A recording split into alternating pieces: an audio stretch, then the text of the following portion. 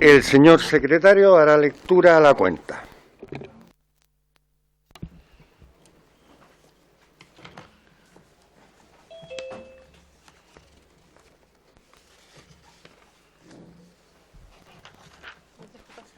Gracias, presidente.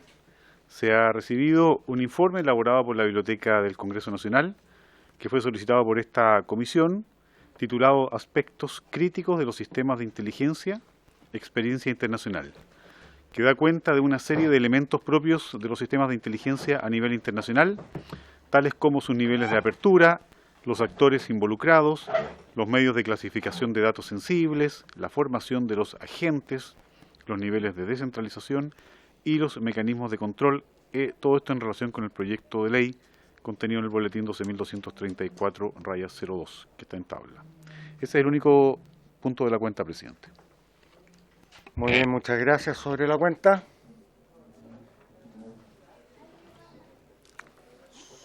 Sobre la cuenta, ¿no? Requiero de la autorización y unanimidad de todos y cada uno de ustedes, debido a que, de acuerdo a lo que nosotros habíamos acordado, esta debiese haber sido la última sesión para recibir invitados. Por problemas de agenda de algunos y extensión de otros, nos están quedando, aparte de los de hoy día, cuatro invitados solicitados por ustedes y por mí, por cierto. Entonces yo les propongo lo siguiente, para ver si es que podemos tener acuerdo. Este jueves nosotros no podemos sesionar porque es la cuenta pública y después durante el mes de junio se han constituido varias comisiones investigadoras, por lo cuales la Secretaría está con más restricción. En circunstancia entonces que a mí me gustaría promoverles, si le parece bien a ustedes, que dejemos el 6 y el 13, martes 6 y martes 13 en sesión ordinaria, para terminar las personas que estaban citadas, o invitadas más bien, y les propongo que el martes 20 de junio hagamos una sesión con el señor subsecretario y el Ejecutivo entre nosotros para conversar y ahí ponernos de acuerdo sobre las indicaciones y el tiempo de las mismas. De tal forma de destinar el mes de junio a terminar con los invitados y adicionalmente destinarle una jornada completa a conversar todo lo que hemos escuchado y todo lo que hemos visto, cuáles son las apreciaciones del Ejecutivo en relación a las exposiciones. ¿Habría acuerdo? Sí. Acordado. Tengo que señalarles que dentro de los invitados está el actual director de la ANI, ¿ya? Que va a ser el último o el penúltimo, no me acuerdo. El 13 de junio. El 13 de junio, si es que, bueno, ya se aprobó, así que el 13 de junio. Pero esa sesión él solicitó que fuese secreta, por las condiciones y características de su cargo, digamos, y además que lo está ejerciendo en este minuto.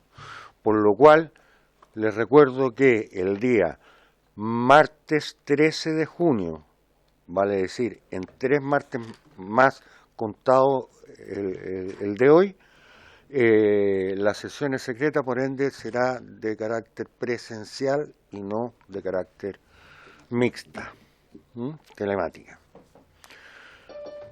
Muy bien. Entrando en la orden del día, esta sesión especial ha sido citada con el objeto de ocuparnos de los siguientes asuntos. En primer lugar, escuchar sobre la decisión del Consejo de Monumentos Nacionales de declarar monumento histórico del regimiento número 23 de Copiapó, en el marco de la conmemoración de los 50 años del golpe de Estado. Por esta razón hemos invitado a la ministra de Defensa Nacional, señora Maya Fernández Allende, quien se encuentra conectada a la sesión, y la acompañará el jefe de asesoría jurídica del gabinete, señorita Aileen Larraín Leighton. ¿Está conectada la ministra? Y adicionalmente hemos invitado al ministro de las Culturas, las Artes y el Patrimonio, señor Jaime Aguirre Jofa, quien se encuentra también conectado vía telemática. Ambos ministros tuvieron la gentileza de comunicarse conmigo en el día de hoy, durante el transcurso del día, indicándome su imposibilidad de venir en forma personal. Era la voluntad de ellos. En el caso de la ministra de Defensa fue suspendida la sesión que ella tenía en el Senado y tenía compromisos posteriores, y en el caso del ministro de las Artes y las Culturas y el Patrimonio se encontraba también con mucho trabajo, dadas las dificultades laborales aparentes que tiene con los sindicatos del ministerio. Entonces se excusó y me dijo y me pidió que tuviéramos la gentileza de recibirlo vía telemática. Muy bien, ministra, muy buenas tardes, muchas gracias por estar conectada.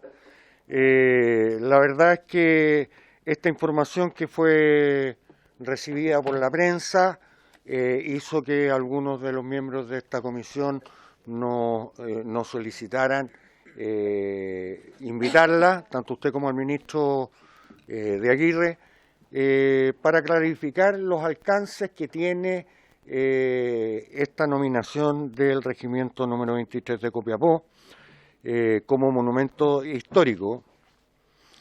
Me gustaría saber, en primer lugar, sus apreciaciones en relación al tema y cuál es la información que usted maneja sobre estos hechos. Muchas gracias, presidente. Un gusto saludarlo y saludar a toda la comisión, a los diputados y diputadas presentes. Mire, yo voy a hablar, todavía entiendo que espero hablar el Ministerio de Cultura, que todavía aún no se conecta. En lo referente a defensa, es poco lo que yo puedo decir, porque esta no es una solicitud que sale de defensa.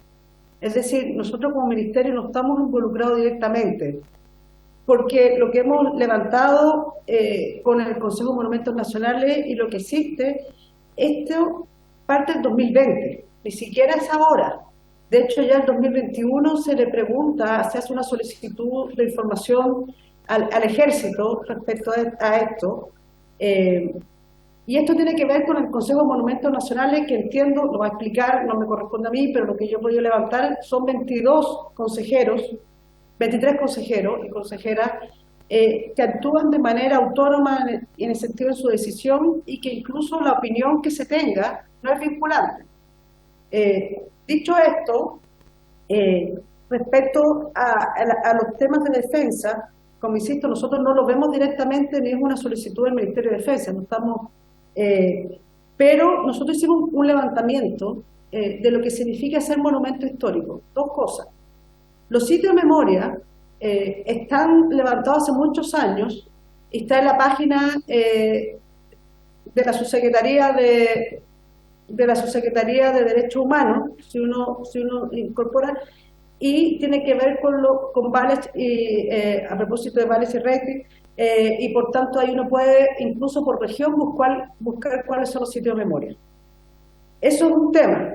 En este caso, que es monumento histórico, tenemos ya varios ejemplos de hace varios años, y por ejemplo, el ejemplo más claro es el edificio de los ex arsenales de guerra, donde en este momento está el edificio bicentenario que acoge la Comandancia en Jefe del Ejército. Ese es un edificio o parte, porque nunca son enteros, son polígonos que son monumentos históricos. Lo mismo que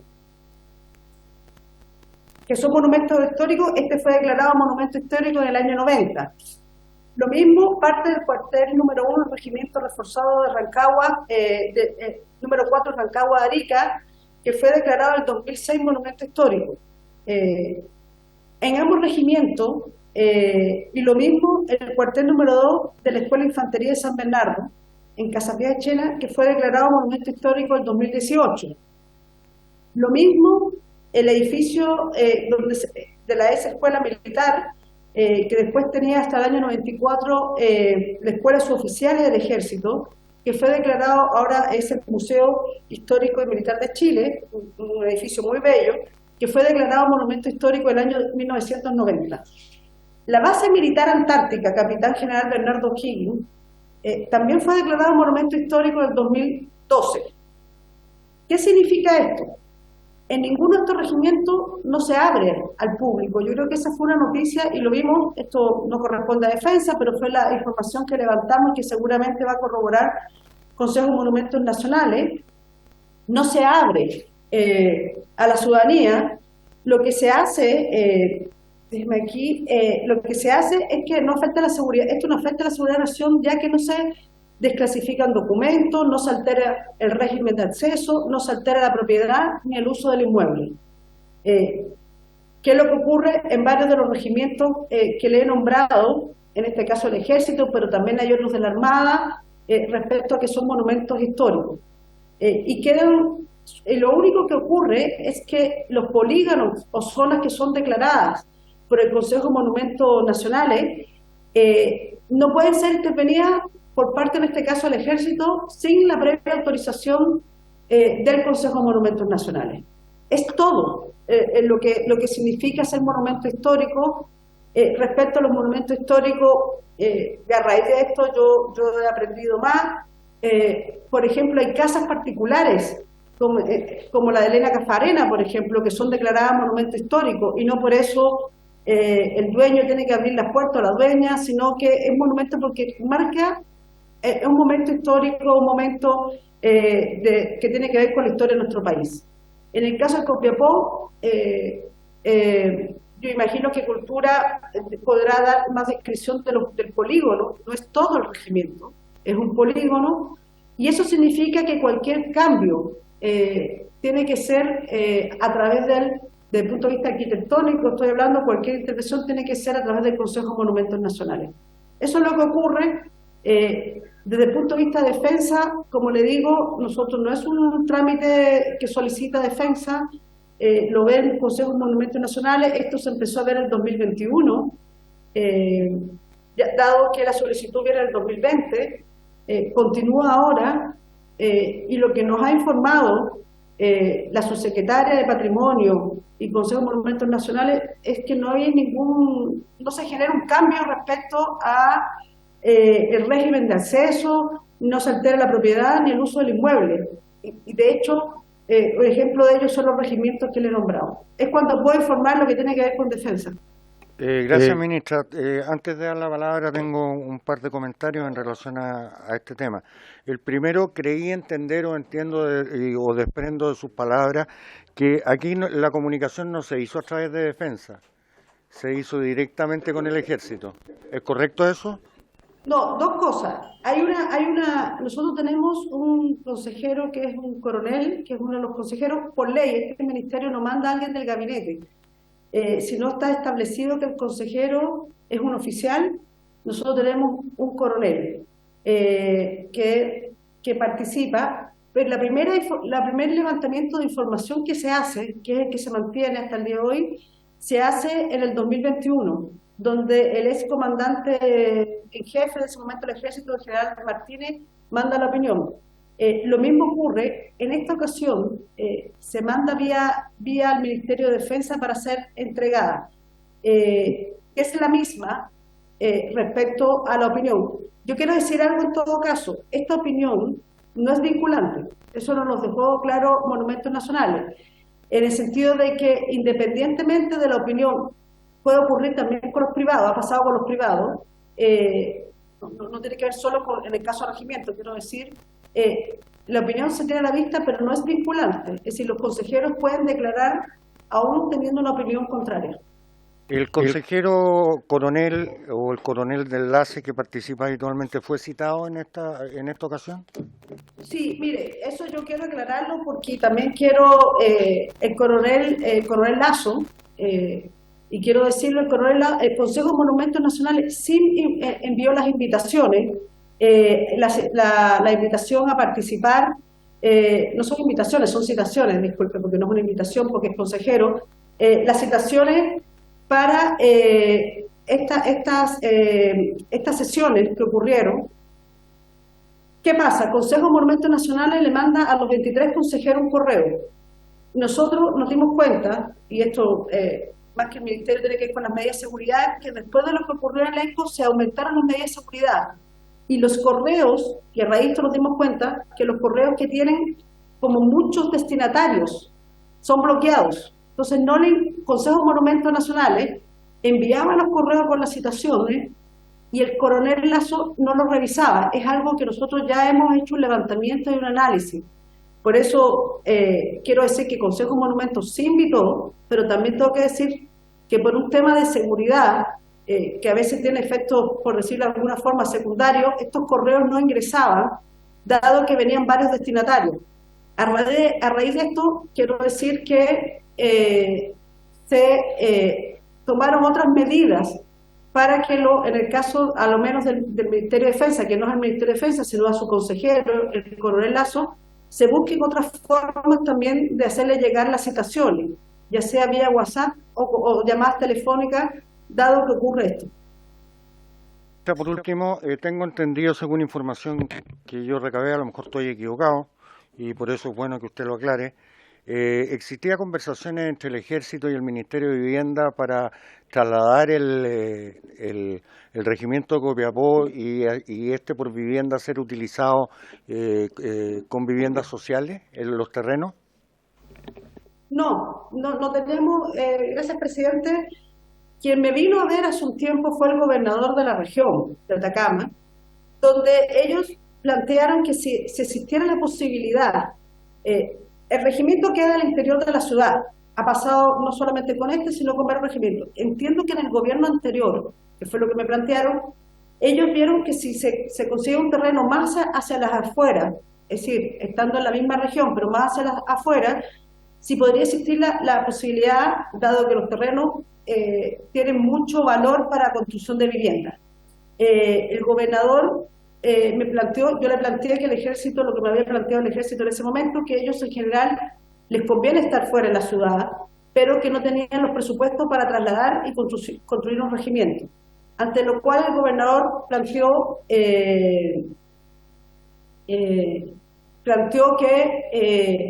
que si se conseguían los recursos, ver la factibilidad, pero hasta ahí llegó. No hay un avance respecto a esto. Yo he visitado el regimiento, yo no tengo, no sé qué vivienda, pero nosotros no tenemos más información respecto a esto. Gracias, ministra. Ha solicitado la palabra la diputada Carmen Hed. Se ofrece la palabra al resto para ir inscribiéndose. Muchas gracias, presidente. A través suyo saludar a la ministra de Defensa conectada. Y quisiera precisar, presidente, algunos puntos. La declaración de monumento histórico de un lugar no es una concesión graciosa que haga la autoridad.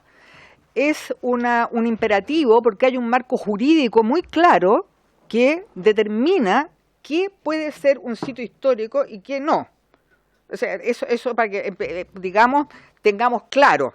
Ese marco jurídico tiene instrumentos internacionales y tiene instrumentos nacionales. En el caso del Regimiento 23 de Copiapó, esto se originó en una solicitud que hizo la agrupación de familiares de ejecutados políticos detenidos desaparecidos de la región de Atacama, ya que el Regimiento Copiapó fue el principal centro clandestino de detenciones, ejecuciones y desapariciones de la región. En virtud de esa solicitud que se ingresa, el Consejo de Monumentos Nacionales emite una resolución. En este caso, acogió la solicitud y envió, se acoge por la mayoría, en este caso fue por una mayoría, entiendo, unanimidad de los consejeros, al Ministerio de las Culturas. Entonces, no es como, insisto, un tema así gracioso, en que no. ¿Cuáles son los para precisar y que quede claro en acta? Perdón, sí. Como digo, además, este regimiento fue el centro de operaciones de la denominada Caravana de la Muerte, entre otras cosas, digamos. y es efectivamente el polígono y algunas otras dependencias las que fueron señaladas como sitio histórico. Yo quisiera que tengamos claro que el derecho internacional que obliga al Estado de Chile, porque esto es una arquitectura, como lo sabemos muy bien, que la comunidad internacional ha construido a lo largo de décadas para poder, en definitiva, ¿no es cierto?, salvaguardar la condición humana de cada uno de los que estamos acá y de los que habitan este país y la humanidad en general. Y una de las obligaciones que impone a los Estados, el Estado es el Ejecutivo, el Legislativo y el Judicial, y en el caso del Ejecutivo todos los ministerios, incluido el Ministerio de Defensa, la obligación de reparación integral y de no repetición. Y eso apareció para Chile precisamente por lo que ocurrió durante la dictadura. Y en este caso, el calificar un sitio como sitio histórico es una reparación simbólica y forma parte del derecho que le asiste a las víctimas, a sus familias y a la sociedad de conocer la verdad en la forma más completa posible. Insisto, no es algo que esté disponible aquí para que veamos si pasa o no pasa. Es un sitio histórico, no limita en absoluto los servicios militares, los deberes militares, no constituye en absoluto un peligro para la seguridad como se ha pretendido por alguna prensa. Además quisiera precisar, porque pareciera que hay como una ignorancia sobre este tema o un desconocimiento, que el relator especial de Naciones Unidas sobre promoción de la verdad, la justicia, la reparación y las garantías de no repetición, y esto es, presidente, una de las garantías de no repetición es que ese regimiento 23 de Copiapó sea declarado sitio histórico, y tenemos la obligación, como nos dice el relator, de conmemorar, preservar y transmitir la verdad histórica sobre lo que ocurrió en nuestro país, como lo tienen todos los países que han sufrido la opresión. Tienen esa obligación y por lo tanto se desarrollan políticas públicas de memoria que están sustentadas en evidencias, porque lo del Regimiento 23 de Copiapó no es una idea que se le ocurrió a alguien en la ducha, no. Son evidencias, perdón, presidente, son evidencias consignadas en los informes, en los informes, para dejarme terminar, los informes nacionales del Estado de Chile. En esas evidencias es que se llegó a la conclusión que el Regimiento 23 de Copiapó era un sitio histórico. Gracias, presidente. De nada, le voy a solicitar, por favor, que no me levante la voz, bueno, porque yo no se la estoy levantando a usted, y está, al igual que las sesiones anteriores, con todas las dificultades que tienen y con todas las legítimas diferencias que todos y cada uno de nosotros podemos tener sobre los temas distintos que se tratan aquí, antes nada con respeto como usted habitualmente lo realiza. Me ha solicitado la palabra la diputada Camila Flores y luego el diputado Andrés Joanet.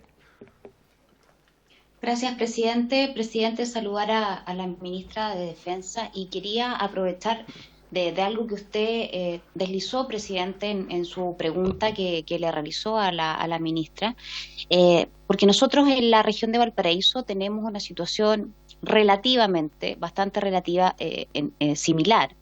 Por cuanto, ministra, hay una solicitud, yo le diría ya desde hace algunos años, en la comuna de Papudo, para poder acceder a parte de unos terrenos que son de propiedad del Ejército para la realización de viviendas sociales.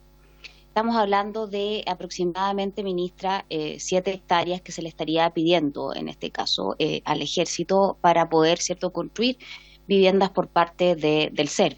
Digo que tiene algo de parecido, aprovechándome la instancia que está usted aquí, ministra, y que el diputado Undurraga algo también señaló respecto si es que habían peticiones, ¿cierto?, a determinados inmuebles para la construcción de vivienda. Yo quisiera saber si usted tiene conocimiento de esto, si esto está avanzando, si efectivamente, según entiendo de manera extraoficial, porque no me lo ha dicho formalmente el Ejército, existiría si estarían llanos a poder entregar, ¿cierto?, parte de esta propiedad en la comuna de Papudo. Quería saber simplemente si es que usted tiene información, si no la tiene, si me la pudiese hacer llegar, yo le agradecería mucho, ministra. Eso, muchas gracias, presidente. Gracias, diputada. Ministra. Muchas gracias, presidente. Ahí se pudo conectar el ministro de la Cultura, que iba a decir que trataba de conectarse, pero no podía, pero ya veo que lo veo conectado. No, un tema para la diputada Flores, también saludarla. Mire, nosotros directamente no vemos los temas de vivienda porque la mayoría de esos terrenos tienen que ver con bienes nacionales. Lo que sí conformamos fue una mesa de trabajo donde están participando las distintas ramas, es decir, Ejército, Armada y Fuerza Aérea, con bienes nacionales, para estudiar las posibilidades de traspaso de terreno. El Ejército, entonces se están viendo las prioridades, esa mesa está funcionando. Yo igual voy a preguntar exactamente por este terreno, si usted me hace llegar los antecedentes, pero esto lo ve directamente bienes nacionales. En defensa nosotros no vemos directamente los temas de vivienda, porque los terrenos en general no tienen que ver directamente con nosotros, por decirlo, o administración de nosotros. Tienen que ver sobre todo con bienes nacionales. Y ya tienen mesas de trabajo que están funcionando al día de hoy. Gracias, ministro. Muchas gracias, ministra. Le doy la bienvenida, por cierto, al ministro de Aguirre. Le otorgo la palabra al diputado Andrés Joanet. Muchas gracias, presidente. Primero, señalar que estoy casi en completo acuerdo con la diputada Hertz, salvo por un detalle,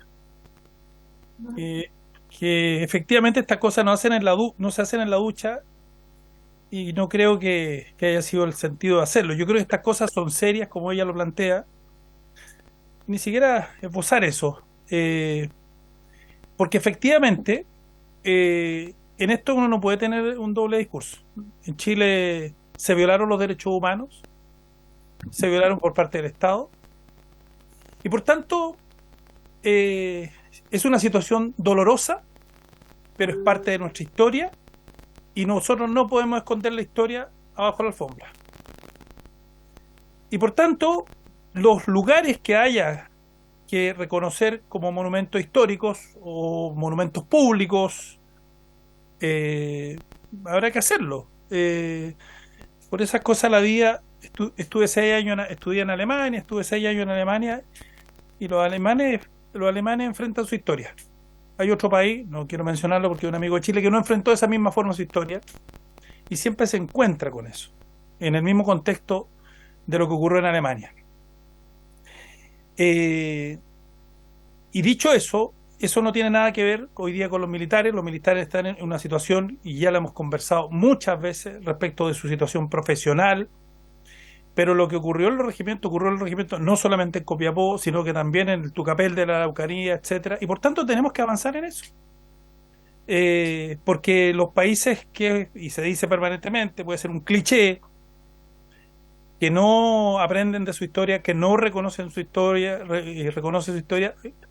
terminan a veces cayendo en esa misma historia. Y eso no es bueno que ocurra en Chile, porque ya eso fue una situación dolorosa que nunca queremos volver a vivir, y que algún día podremos ponernos de acuerdo cuyos orígenes, etcétera, pero te van a tener que pasar muchos años. Pero respecto del tema que nos convoca, me parecen las explicaciones de la ministra absolutamente contundentes, clarísimas. Aquí hay una cuestión que, como se ha señalado y como lo ha dicho también la diputada Hertz por su intermedio, el declarar un monumento histórico no es una cuestión que efectivamente ocurra así, a alguien se le ocurra o se haga ahora, es una cuestión que lleva un tiempo. Hay una serie de procesos que tienen que ver con la historia, recabar antecedentes. Además hay otros elementos, están los monumentos arqueológicos, las zonas típicas, que ojalá tuviéramos más para poder rescatar nuestro patrimonio arquitectónico, en fin. Pero en el caso de los monumentos históricos como estos, incluso pueden ser decretados sin la autorización, en muchos casos, de los propios dueños, para proteger justamente que no se destruya, por ejemplo, una casa, ¿no?, histórica, en fin.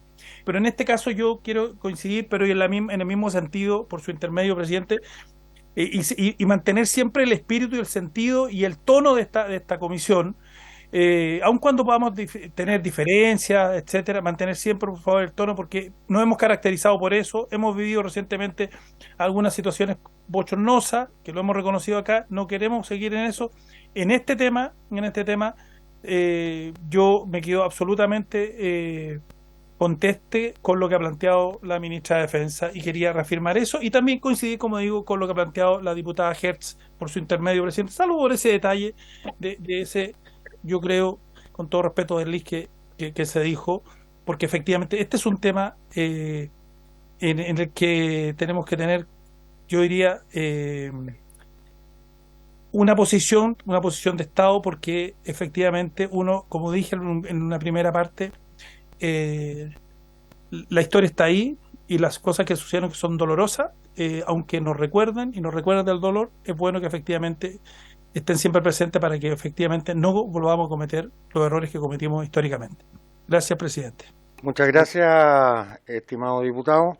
No habiendo más preguntas a la ministra, agradecerle por su concurrencia y liberarla porque entiendo que tiene otras actividades. Seguiremos conversando con el ministro de las Culturas, las Artes y el Patrimonio, señor Jaime Aguirre Joffa, quien afortunadamente ya se conectó, con lo cual le damos la bienvenida. Gracias a usted, ministra. Que le vaya bien. Y al ministro de Aguirre le damos la más cordial bienvenida y, como usted muy bien sabe, queremos conocer cuáles fueron los motivos y las condiciones por las cuales este regimiento, el número 23 de Copiapó, fue declarado un monumento histórico. Tiene usted la palabra, ministro de Aguirre. Buenas tardes. Buenas tardes, muchas gracias. ¿Se escucha bien, espero, por allá? Muy bien, se escucha bien. Aquí estamos, así que responder un poco la pregunta, presidente, y por su intermedio a los demás diputados.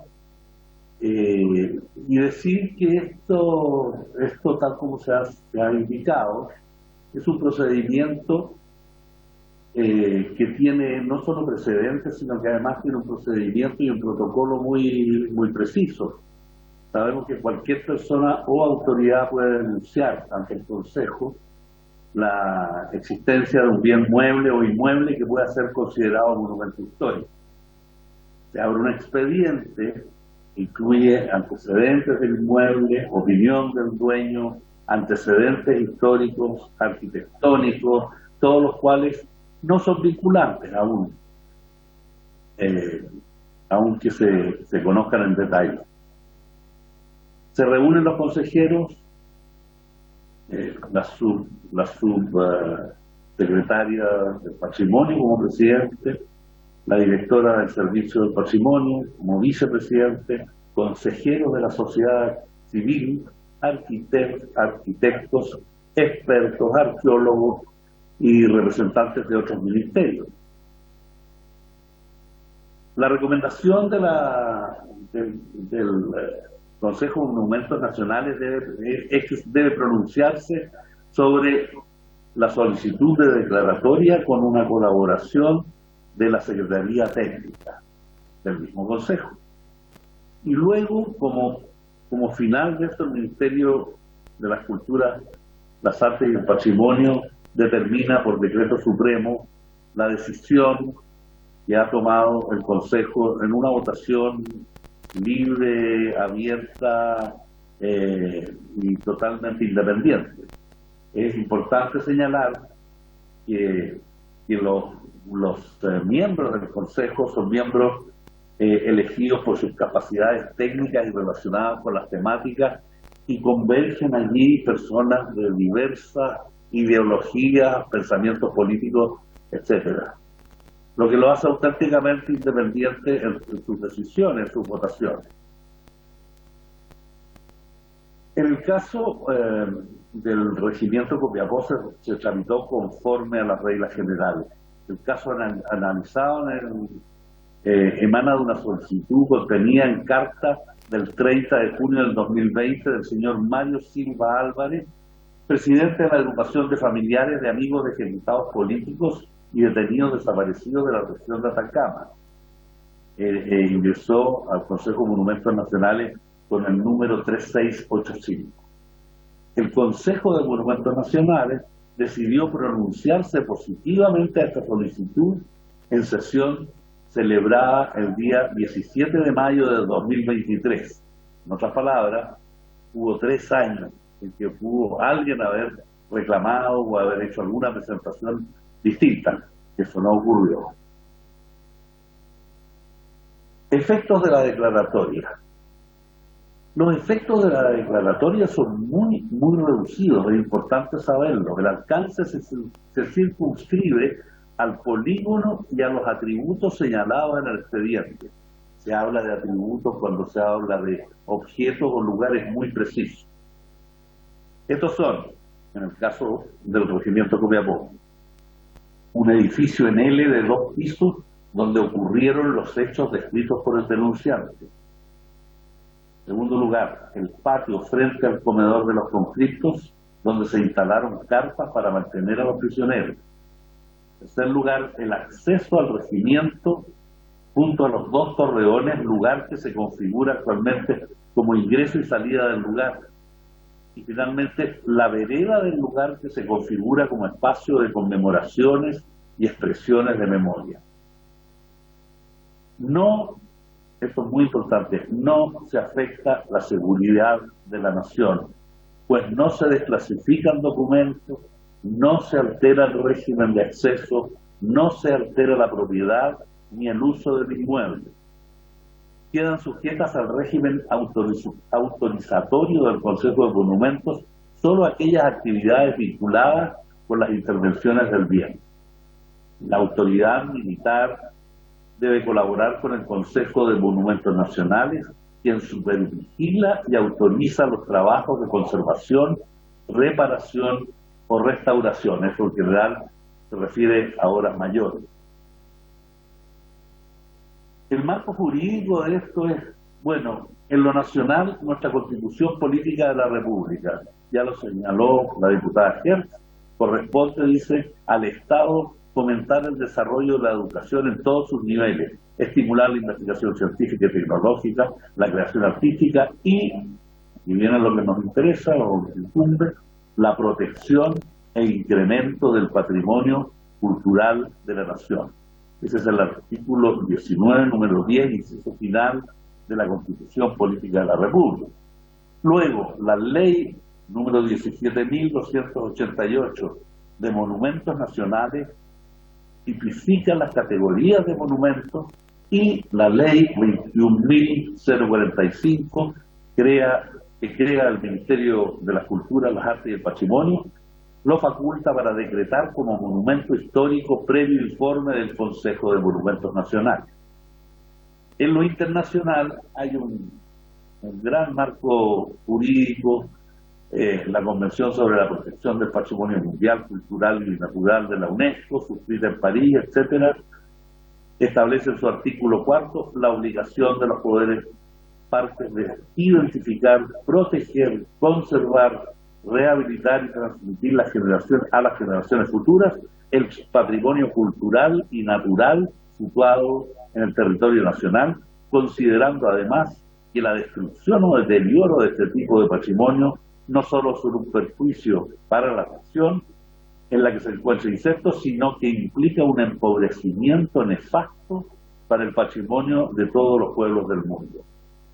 Y otros instrumentos internacionales, la Convención para la Salvaguardia del Patrimonio, la Declaración Universal de Derechos Humanos, la Convención contra la Tortura, la Convención Interamericana sobre Desaparición Forzosa de Personas, el Pacto Internacional de Derechos Económicos, Sociales y Culturales, el Pacto Internacional de Derechos Civiles y Políticos, la Comisión Interamericana de Derechos Humanos, etcétera, etcétera. Hay un marco jurídico muy sólido detrás de esta facultad del Consejo. Hay otros casos adicionalmente.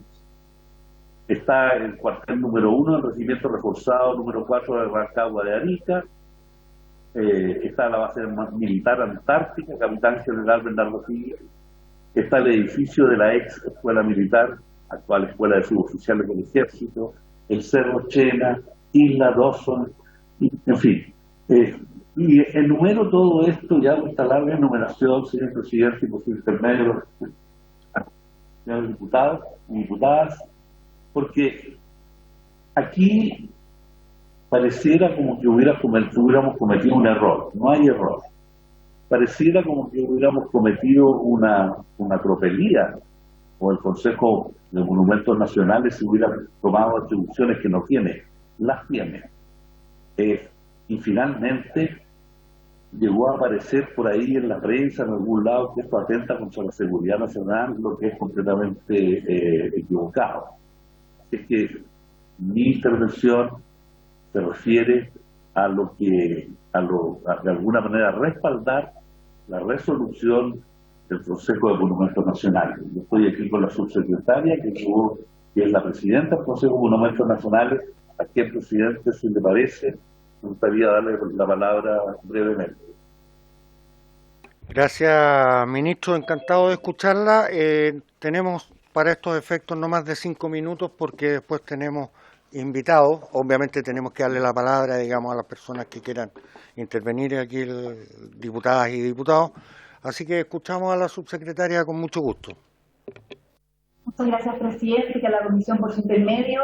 Yo solamente voy a recalcar dos aspectos que mencionó el ministro, porque creo que da cuenta de muy buena forma de cómo sucede el proceso declaratorio de monumento histórico a nivel nacional.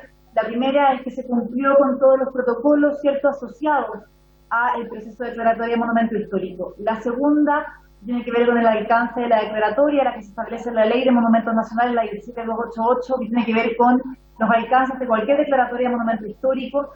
Es importante decirlo y reiterarlo, que es que no intervienen ni en el uso ni en el acceso, ¿cierto?, en este caso, el regimiento, y que todas aquellas cosas que tengan que ver con la intervención, por ejemplo, de aquellos inmuebles dentro del polígono, deben pasar por el Consejo de Monumentos Nacionales.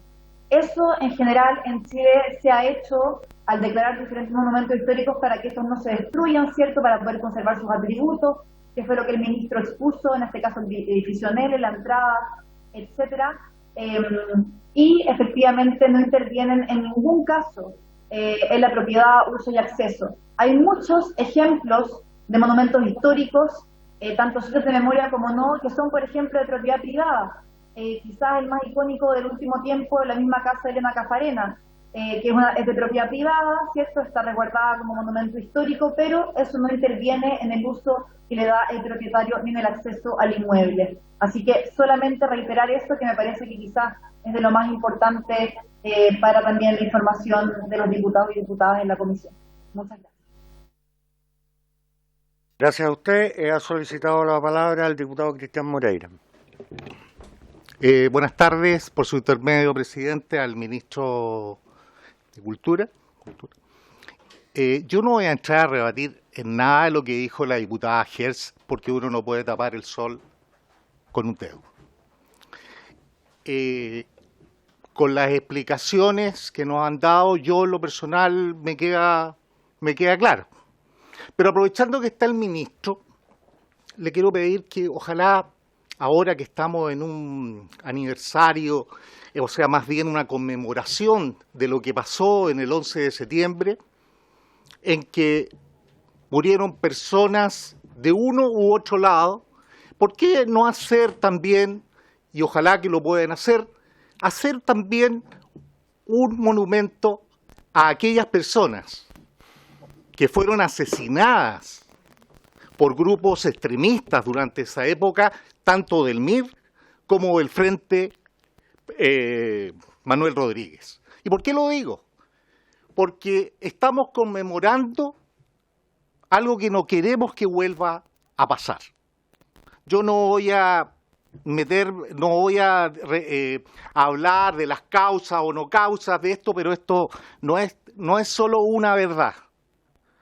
Acá hay dos verdades. ¿Y cuáles fueron las causas, no es cierto?, de lo que ocurrió en esa época? Es doloroso. Claro que es doloroso, porque hay que ponerse también en el lugar de la persona que le asesinaron a un pariente o un amigo.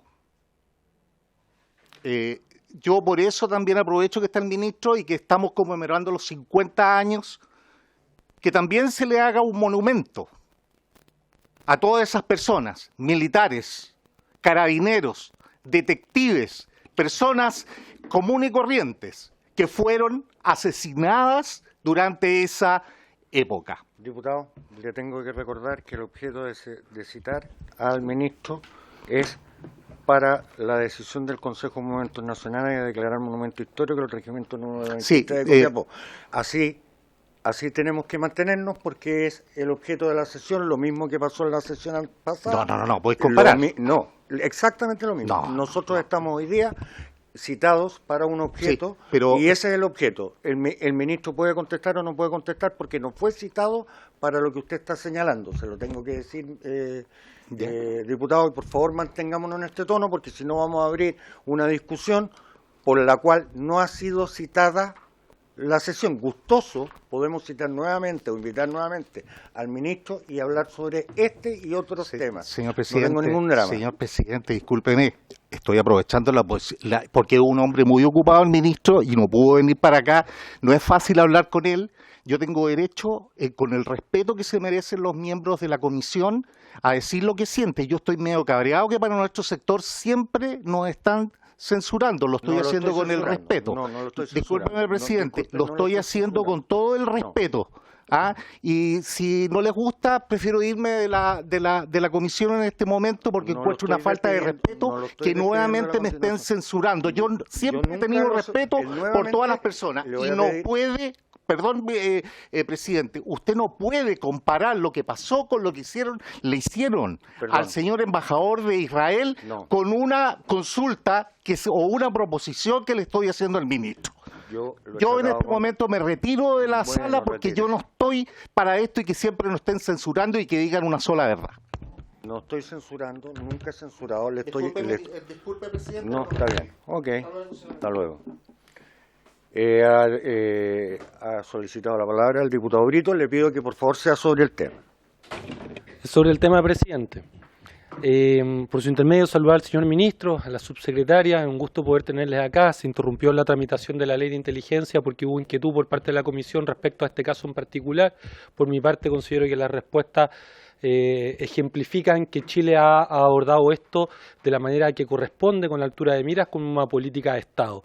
Creo que los derechos humanos, al igual que el patrimonio nacional y la defensa, son temas de Estado y creo que a todas luces aquí ha quedado de manifiesto aquello. Más bien yo quería aprovechar la instancia para poder señalar que en el cumplimiento del Plan Nacional de Derechos Humanos, en el cual el Ministerio tiene varios trabajos, sepa que por parte de este integrante de la comisión y representante de Valparaíso hay plena disposición a poder colaborar en concretar los planes y las iniciativas, no solamente porque se constituyen 50 años, sino porque queremos que los derechos humanos sean eje fundamental del respeto en nuestro país entre las distintas opiniones, y eso es lo que tiene que quedar cuando incluso no nos entendamos. Así que por eso, presidente, quería solicitar... Ok, muchas gracias. El diputado Jonet solicitó la palabra y después le damos la palabra al ministro. Lamento que el diputado Cristian Moreira, a quien le guardo un gran aprecio. No, definámonos al punto, por favor. Pero por eso mismo, pero déjeme terminar, presidente, por favor. Lamento que se haya retirado, porque le iba a decir que efectivamente un poco lo que usted me interpretó, porque además el ministro no puede hacer un monumento, porque él mismo ha explicado que el Consejo de Monumentos es autónomo, el Consejo de Monumentos Nacional es autónomo y por tanto un particular puede efectivamente ir a solicitar, por ejemplo, una declaratoria de zona típica, y hay un proceso y tiene que recogerlo, y si no se cumple, no se cumple, pero si se cumple, se cumple. Entonces yo por eso le quería decir, solamente ratificar lo que usted estaba planteando, y que el ministro, si se le ocurre hacer un monumento, no se le puede ocurrir nomás, porque en el fondo no le corresponde eso al ministro, aun cuando pudiera naturalmente ayudar en algunas cosas. Muchas gracias, presidente. Muy bien, muchas gracias, diputado. ¿Algún comentario sobre el punto, ministro, para ir concluyendo? Sí, solamente decir que, tal como dice el diputado Joanet, nosotros no construimos monumentos. Lo que hacemos, lo que hace el Consejo de Monumentos Nacionales es recibir las peticiones, ya sea de un organismo público, de una persona o de quien sea, evaluarlo, luego de manera autónoma e independiente sus consejeros votan si ha lugar o no a la autorización. Es decir, eso solamente y agradecerle la atención. Bien, muchas gracias, ministro. ¿Se ofrece la palabra?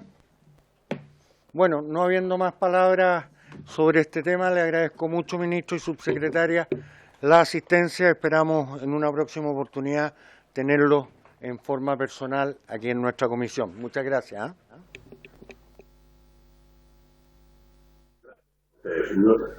Gracias a ustedes, presidente, por su intermedio a todos los diputados. Vamos a suspender 1 minuto y medio para que puedan entrar los próximos invitados. Muchas gracias, ministro.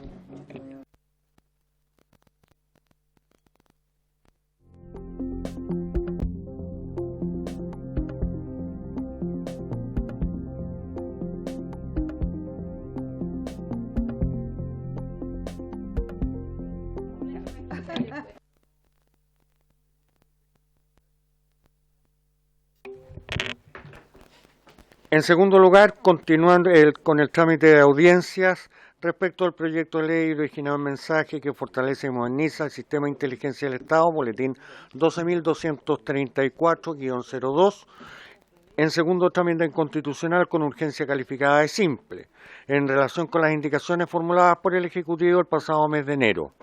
Para tales efectos, escucharemos a los siguientes invitados a quienes se les ha otorgado un tiempo máximo de 25 minutos. Vamos a escuchar al presidente del Consejo para la Transparencia, señor don Francisco Leturia Infante, quien se encuentra conectado a la sesión y quien le damos la más cordial bienvenida. Adicionalmente, escucharemos, y se encuentra en la sala, el director de Inteligencia de la Armada de Chile, contraalmirante don Óscar Aranda Mora, y a la coordinadora del área de Gobierno, Defensa y Relaciones Internacionales de la Biblioteca del Congreso Nacional, doña Verónica Barrios Achavar.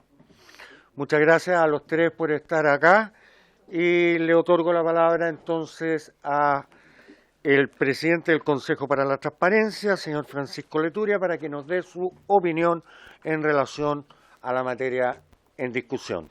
Bienvenido, presidente.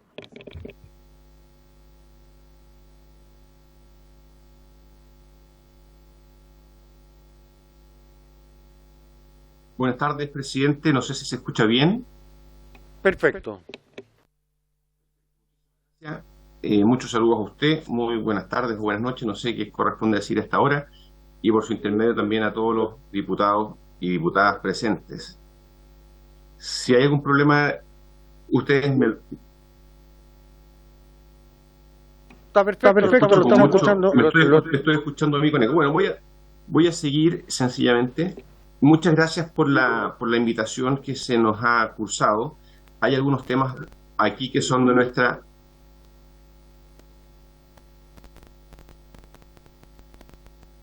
Bueno, me escucho 5 veces. Voy a seguir sencillamente. Quiero agradecerles por la invitación a algunos temas acá que nosotros tenemos cierta experticia o nos hemos dedicado como Consejo para la Transparencia. Yo creo que... apagué señor Leturia, en la sala... que yo mismo he causado por mi equipo técnico, mi aparato computacional. Bueno, creo que para nadie es algo discutible que hoy día tenemos que perfeccionar y modernizar todo nuestro sistema de inteligencia. Están pasando cosas que no habían pasado antes en la historia de nuestro país y por lo tanto para las cuales no estamos preparados. Me parece también que es fundamental y de perogrullo decir que es necesaria una mayor coordinación de todos los trabajos, sistemas, organismos e informaciones que existen. Pero eso tiene también algunas dificultades porque muchas veces aumentar los niveles de inteligencia implica sacrificar o afectar algunos otros bienes como los de privacidad o protección de datos personales y también hacer algunos alcances o precisiones respecto a lo que es la publicidad o la transparencia de algunas informaciones. Yo voy a dejar una minuta y voy a dejar también una presentación, pero no me voy a remitir a ella porque hay muchos antecedentes técnicos, muchos comentarios muy marginales que pueden ser útiles para el trabajo de ustedes, para sus equipos asesores, para dejarlos en actas, pero me parece impropio y innecesario comentarlos todos en este rato, y quiero también no solo ajustarme a los tiempos, sino por la hora usar un espacio incluso menor. Una primera cosa que me parece muy importante es que puede ser un poco a destiempo o a tiempo por el momento en que estamos en el trabajo constitucional, pero creo yo que por la importancia de estos temas, un órgano que se dedique a la coordinación de este tipo de materias, primero, por cierto, debe tener algún tipo de autonomía legal a lo menos, pero si tiene autonomía o cierto reconocimiento constitucional sería un muy buen gesto. Yo sé que eso no va a cambiar el trabajo mismo, que es finalmente lo que nos importa, que pueda trabajar bien, pero sí relevaría la importancia de que es tomarse este tema en serio. Si ello no sucede, no es para nada el fin del mundo, pero sí creo que es muy importante asegurar su autonomía legal. Al respecto, dos comentarios al respecto de la autonomía y del órgano mismo. Nosotros en el Consejo para la Transparencia hemos tenido una muy buena experiencia con órganos no unipersonales. Creo que asignar tanto poder a una sola persona por mucho tiempo es problemático. Nosotros acá tenemos la buena experiencia de un órgano que lo componen 4 personas, que se va rotando cada 18 meses, lo que hace que nadie se sienta dueño del boliche y que tenga una cierta continuidad, las políticas, siempre conversando unos consejeros con otros. Me parece una buena fórmula. Y en un tema tan delicado como este, me parece que haya una concentración en un órgano unipersonal es algo que hay que evitar a todas luces.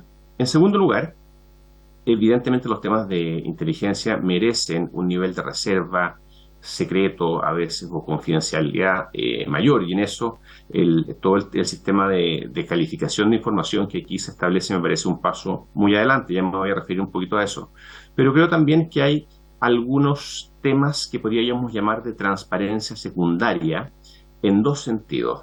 El primero de ellos es en la gestión administrativa, y es lo mismo que pasa y que se ha dicho para todos los órganos que en este momento tienen sistemas de transparencia distintos al general que rige para la administración central. Por ejemplo, el Poder Judicial, el Ministerio Público, la Contraloría, para qué decir más, de distinguir lo que son las actividades centrales de lo que son las actividades administrativas. Obviamente que ningún órgano va a poder meterse en la actividad central del banco o esencial del Banco Central o de la Contraloría, pero sí cierta publicidad en los contratos de arriendo, de servicios computacionales, lo que es el día a día. Hay que tener ojo aquí porque todo en inteligencia es delicado, desde la compra de un pasaje en avión hasta quién está asesorando para comprar ciertas maquinarias, ciertos equipos técnicos. Hay que tener mucho ojo. Esto no podemos aplicarle una regla general, pero tampoco podemos meter eso dentro simplemente de la categoría del secreto o de las obligaciones reservadas. En otras partes del mundo también existe cierta transparencia secundaria para algunos órganos de control, por ejemplo, la Cámara de Diputados, el Senado, la Contraloría o algunos grupos específicos que no es lo mismo que la opinión pública, que tienen a su vez ciertos deberes de reserva, pero que permiten algún control de las actividades que realiza este órgano de coordinación, que me parece a mí que es una excelente idea que exista. En tercer lugar, quisiera referirme un poquito a lo que ya mencionaba, al sistema de calificación de información y las distintas categorías que establece.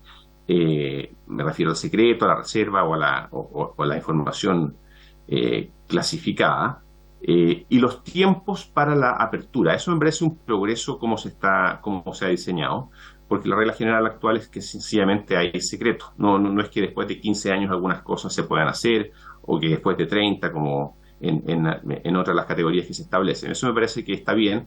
Me parece que no tiene mucho sentido discutir si son 30 años o no, porque podrían ser 20, porque podrían ser 25, eso siempre es un poco arbitrario. Hay que ver qué pasa en otras partes del mundo, pero sí me llaman la atención algunas cosas, como por ejemplo que la Estrategia Nacional de Inteligencia vaya a tener esa reserva de 30 años cuando su duración es solo de 4. Es algo que a mí me llama la atención, no represento una posición oficial del Consejo por la Transparencia, pero sí quiero decir que son cosas que son discutibles, revisables, y donde finalmente hay que tomar una decisión en algo donde no hay una ciencia exacta para definirlo. Lo que sí, algunos comentarios respecto a los criterios para declarar secreto, que creo que son importantes, y en general todos apuntan a dar una mayor claridad y precisión a la normativa que se vaya construyendo durante el proceso de elaboración de la ley. En primer lugar, yo creo que es muy importante que las causales de secreto no solamente tienen que estar establecidas en la ley, sino que tienen que estar fundadas en las razones y en las motivaciones que actualmente la propia Constitución y la Ley de Transparencia y otras más establecen como motivos para decretar que algo sea secreto o reservado. No puede ser cualquier cosa porque la ley la diga, sino que tienen que ser las causales, que son por lo demás bastante amplias, que actualmente están. En segundo lugar, tampoco tienen que estar solamente relacionadas con actividades de inteligencia o que tengan que ver con la seguridad del Estado, sino que tiene que ser una relación que esté probada, que sea una relación actual y que su publicidad pueda afectar significativamente alguna actividad que todos nosotros queremos que funcione muy bien. O sea, sabemos las consecuencias que tiene estar en un país donde la inteligencia es débil. En general, las interpretaciones que vamos a tener que hacer después en el futuro de estas normas de secreto tienen que ser restrictivas, sabiendo que existe actualmente un principio constitucional de publicidad de todas las actuaciones del Estado. Entonces, teniendo que ser un secreto, una reserva, algo excepcional, y teniendo que aplicarse una interpretación restrictiva, me parece que hacer un esfuerzo porque queden lo más claramente definidas todas las condiciones es algo muy importante. Por ejemplo, creo que se puede hacer un esfuerzo mayor en definir lo que es información de inteligencia. Por poner un concepto importante y principal, después podríamos revisar un montón de otras cosas más. También hay que hacer posteriormente, quizá no es el momento, una mirada comparativa muy importante con lo que es el proyecto de protección de datos personales que se está tramitando en este momento, porque van a haber muchas cosas que pueden entrar en cierta contradicción o que van a permitir a los abogados astutos hacer ciertas construcciones interpretativas que nos van a terminar mareando un poco. Me parece muy importante también, y valoro muy positivamente, el control civil que existan en todo lo que son las medidas intrusivas, pero aquí creo que hay dos puntos que me gustaría mencionar. Primero, la necesidad de que exista una formación adecuada y probablemente permanente en el tiempo, por lo dinámica que son estas realidades, de los ministros y jueces a todo nivel, jueces de garantía, etcétera, que tengan que autorizar algunas de las medidas que se pueden imponer, porque hay que tener son temas delicados que no todo el mundo maneja igualmente bien, ni siquiera, o sea, tampoco todo el mundo maneja las normativas, y aquí en estos temas la celeridad importa mucho, y también por lo que decía en un comienzo, toda aumento de sistemas de inteligencia supone medidas más intrusivas por definición en la vida de las personas. Si queremos aumentar los niveles de inteligencia me refiero a lo que estamos hablando, vamos a afectar la privacidad, vamos a afectar otras cosas. Así que hay que tener mucho cuidado, tiene que ser gente súper preparada, tanto en la importancia de avanzar con determinación cuando haya que hacerlo, como de no pasar por encima de ciertos derechos que son sumamente importantes. Y en el tema de la celeridad, yo no sé cómo vaya a evolucionar el tema de la inteligencia artificial y un montón de otros mecanismos que van a permitir hacer ciertos cruces de datos en forma súper automatizada. Pero creo que también es importante, se abre un capítulo y como las leyes están hechas para regir mucho tiempo, creo que también habría que abordar ese tema. Un par de cosas más para ir terminando, por lo menos en lo principal. Como les repito, el resto de las cosas las vamos a dejar en las minutas que preparamos. Creo que también hay un tema importante en la conservación de la información, o sea, en el cuidado de los datos que se van almacenando, porque una cosa muy distinta es que haya una agencia que tenga información sobre todos nosotros y otra cosa es que esa información se termine divulgando. Entonces, y no me estoy refiriendo a, porque ni siquiera lo he pensado, a que se puedan vender ciertas informaciones, etcétera. Eso va a estar cubierto por la ley de protección de datos y porque además no creo que ni siquiera a nadie se le ocurra. Pero sí lo importante que es la ciberseguridad en esto. Los archivos van a quedar en un computador, van a quedar muchas informaciones sensibles y delicadas de muchas personas. Por lo tanto, creo que es demasiado importante asegurar que esa información se conserve con la debida protección para no terminar afectando a veces maliciosamente la vida de algunas personas.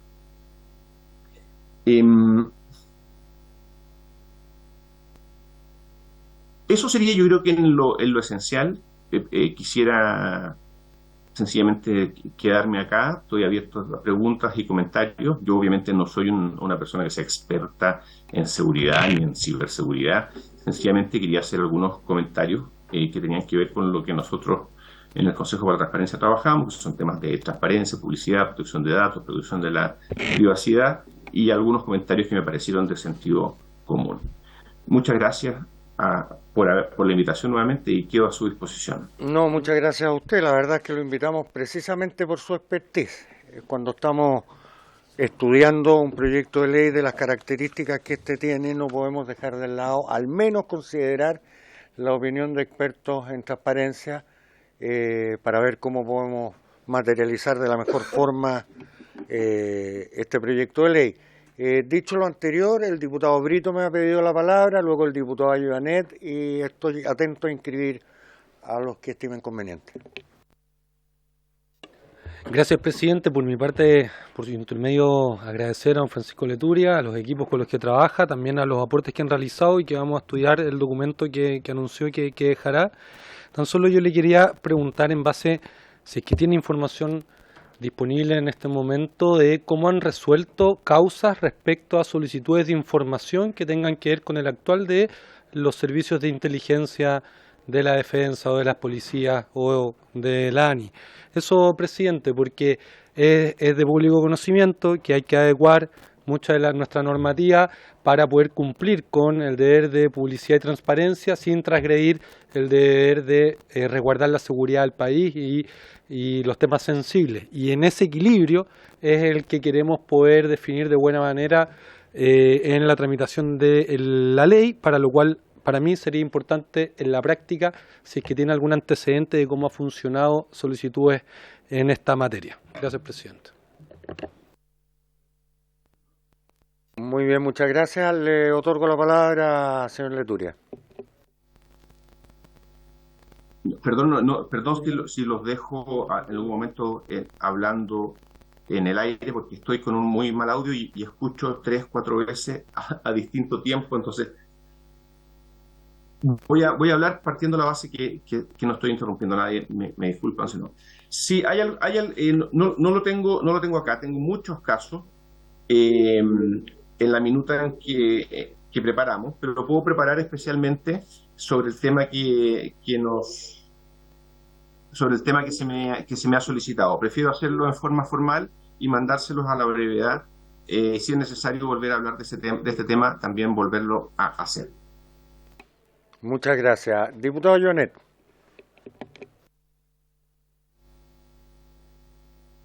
Gracias, presidente. Yo quisiera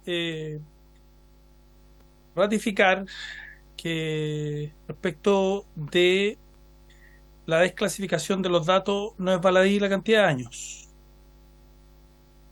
Justamente lo que se está planteando en el proyecto son 30 años y la verdad es que es una discusión que vamos a tener en su momento y que los países de la OECD, fundamentalmente la mayoría, tienen 50 años y más. Por tanto, nosotros es una discusión que naturalmente haremos con las indicaciones correspondientes a partir del proyecto y de la indicación sustitutiva al gobierno. Yo quisiera hacerle una pregunta, señor Leturia, respecto de que le hemos hecho a otros expertos, ¿no?, respecto a este tema. Si él cree que con este nuevo sistema y esta indicación sustitutiva que ha propuesto el gobierno y que de alguna manera llevaría a la construcción de una nueva orgánica, ¿no?, de inteligencia o de una nueva institucionalidad, y de alguna manera al desmantelar la ANI, ¿no?, eso podría llevar a la posibilidad de que estos datos, de que hubiera una que se conocieran los datos, que datos que efectivamente fueran clasificados secretos pudieran conocerse. Esa es la primera pregunta. La segunda pregunta es si él considera que el Coordinador Nacional de Inteligencia tiene que tener, que es una discusión que también hemos tenido acá, tiene que tener función exclusiva, o también, al igual que por ejemplo lo pueden hacer los ministros de la Corte, pudiera también dedicarse a otras actividades como por ejemplo académicas.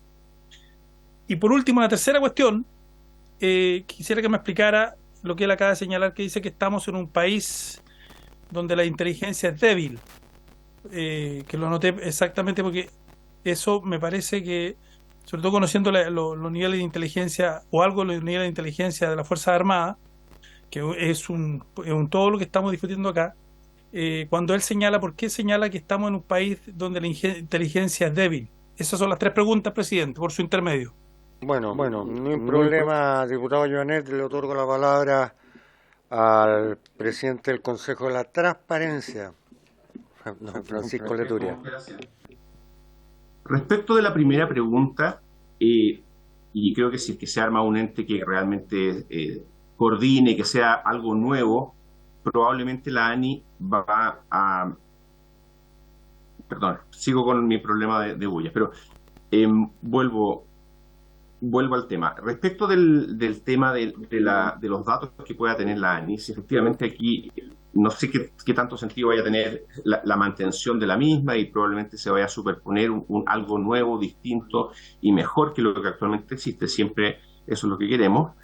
Hay un tema importante y delicado con los datos que actualmente existen. Y con los datos que actualmente existen en cualquier parte que tenga datos. Yo no sé dónde hay datos de inteligencia en general, y bueno, por eso mismo son datos de inteligencia, pero uno se imagina que pueden estar en cualquier ente que tenga que ver con la investigación de delitos o con muchas otras cosas, o sea, las policías o las Fuerzas Armadas en general.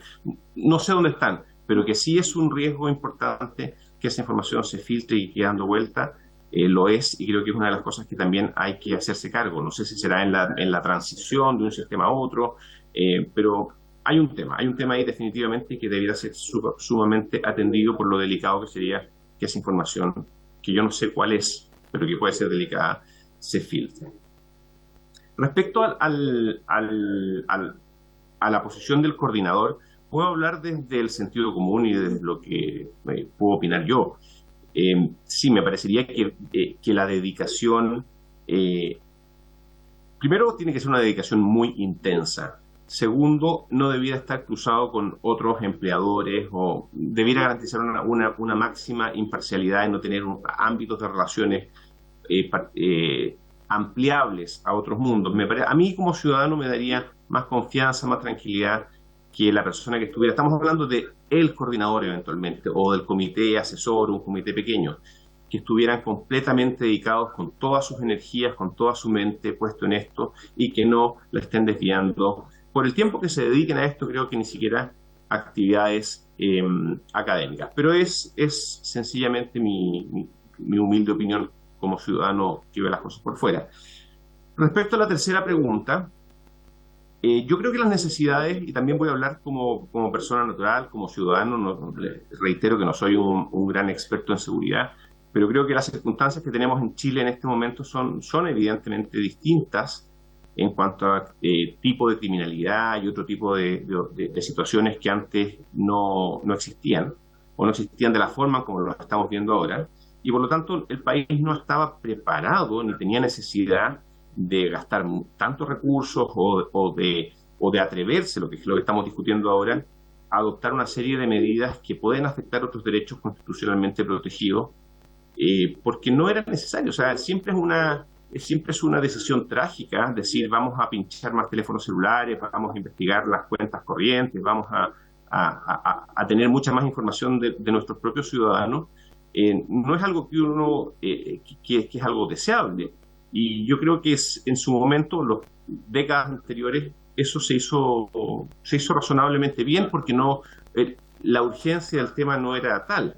Ahora, ¿por qué digo yo y qué información tengo? No, es una información deductiva de ciertas situaciones que todo el mundo, cualquier persona de cualquier color político puede darse cuenta. Creo, por ejemplo, y voy a poner ejemplos concretos para que me entiendan y no eludir la pregunta, que no sepamos quién le disparó a la ministra del Interior cuando fue a Temucuicú y la zona sur, que no sepamos qué pasó con el metro, que estén habiendo, al parecer, ciertas bandas criminales vinculadas al crimen organizado, y que no tengamos mucha información. Lo que se ha dicho sobre el puerto San Antonio y el tráfico de drogas, creo que para mí, y lo reitero, en esto no doy una opinión de experto, sino que simplemente como ciudadano, y lo hago por responder la pregunta, sobre todo,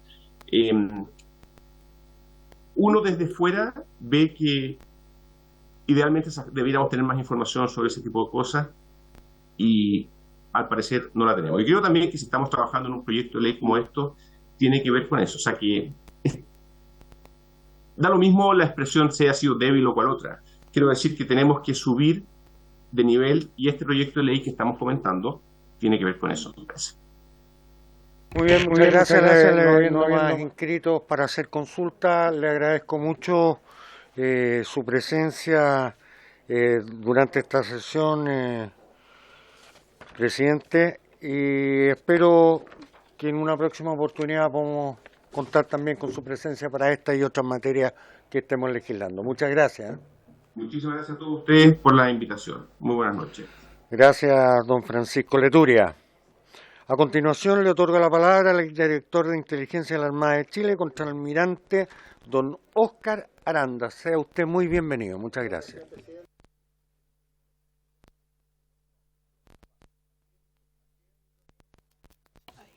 Ahora sí.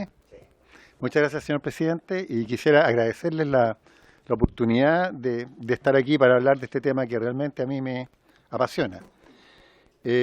Yo, soy almirante, estoy en retiro, soy magíster en Ciencias Navales y Marítimas, soy graduado de la Escuela Conjunta de Defensa de Francia y de un curso muy sui generis, que es el curso para directores de inteligencia que hace el Reino Unido. Pero yo pienso que probablemente el mayor valor de lo que hoy conversemos tenga relación con el hecho de que tuve el privilegio de ser director de inteligencia de la Armada 5 años, entre diciembre del 2011 y diciembre del 2016. Y la verdad es que, como ya lo hemos escuchado, se afirma que en Chile adolecemos de una falta de inteligencia. Hay quienes piensan que carecemos de inteligencia policial de calidad, y de ahí que estén pasando cosas tales como la crisis de seguridad que hoy nos afecta. Otros dicen que carecemos de inteligencia de Estado adecuada, lo que nos impide adelantarnos como país a fenómenos que nos afectan negativamente. El narcotráfico, la violencia que está enquistada en ciertas expresiones sociales, ¿no es cierto? La violencia del sur, que está, hay una mezcla entre el robo de madera y cierto nivel de violencia radical indígena. Lo que es importante es que, en este caso, es la falta de inteligencia la que impide discriminar entre fenómenos sociales legítimos y el aprovechamiento que de esto hacen otros actores, como los narcotraficantes, los traficantes de personas y los traficantes de madera. ¿Y qué es lo que pasa?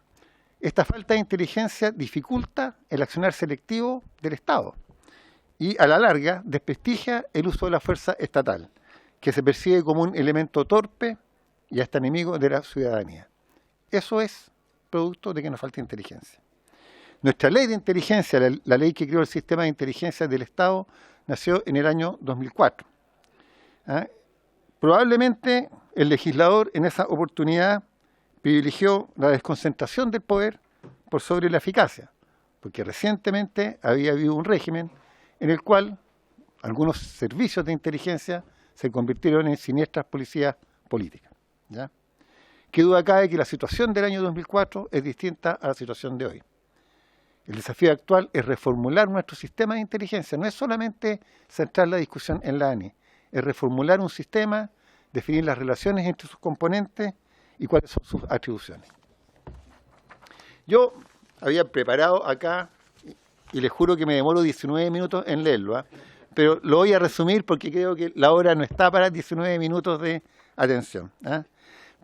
Pero quiero decirles que si bien la inteligencia tiene nombre, también tiene apellido. Hay inteligencia militar, hay inteligencia policial, hay inteligencia económica, hay ciberinteligencia, ¿ya? La inteligencia también tiene niveles. Hay inteligencia táctica. Saber dónde vive una banda que roba madera, eso es inteligencia táctica y es propia de un retén de carabineros. No le podemos pedir a la ANI que nos diga quién mató al matrimonio Luchinger, porque eso es inteligencia táctica y la ANI está en el nivel de la inteligencia de Estado, ¿ya? ¿Ah? La inteligencia también es una moneda de dos caras. Como ustedes saben, hay inteligencia, que es la que se preocupa de obtener información, y hay contrainteligencia, que es la que se preocupa de contrarrestar el accionar de organizaciones adversarias, ¿ya? Esta última está muy asociada al concepto de seguridad, que también adquirió antaño una connotación un poco siniestra con el tema de la seguridad nacional, ¿eh? Pero también está asociada a un esfuerzo para impedir la corrupción de los integrantes de las organizaciones, que es lo que se conoce por la tele probablemente como asuntos internos, ¿ya?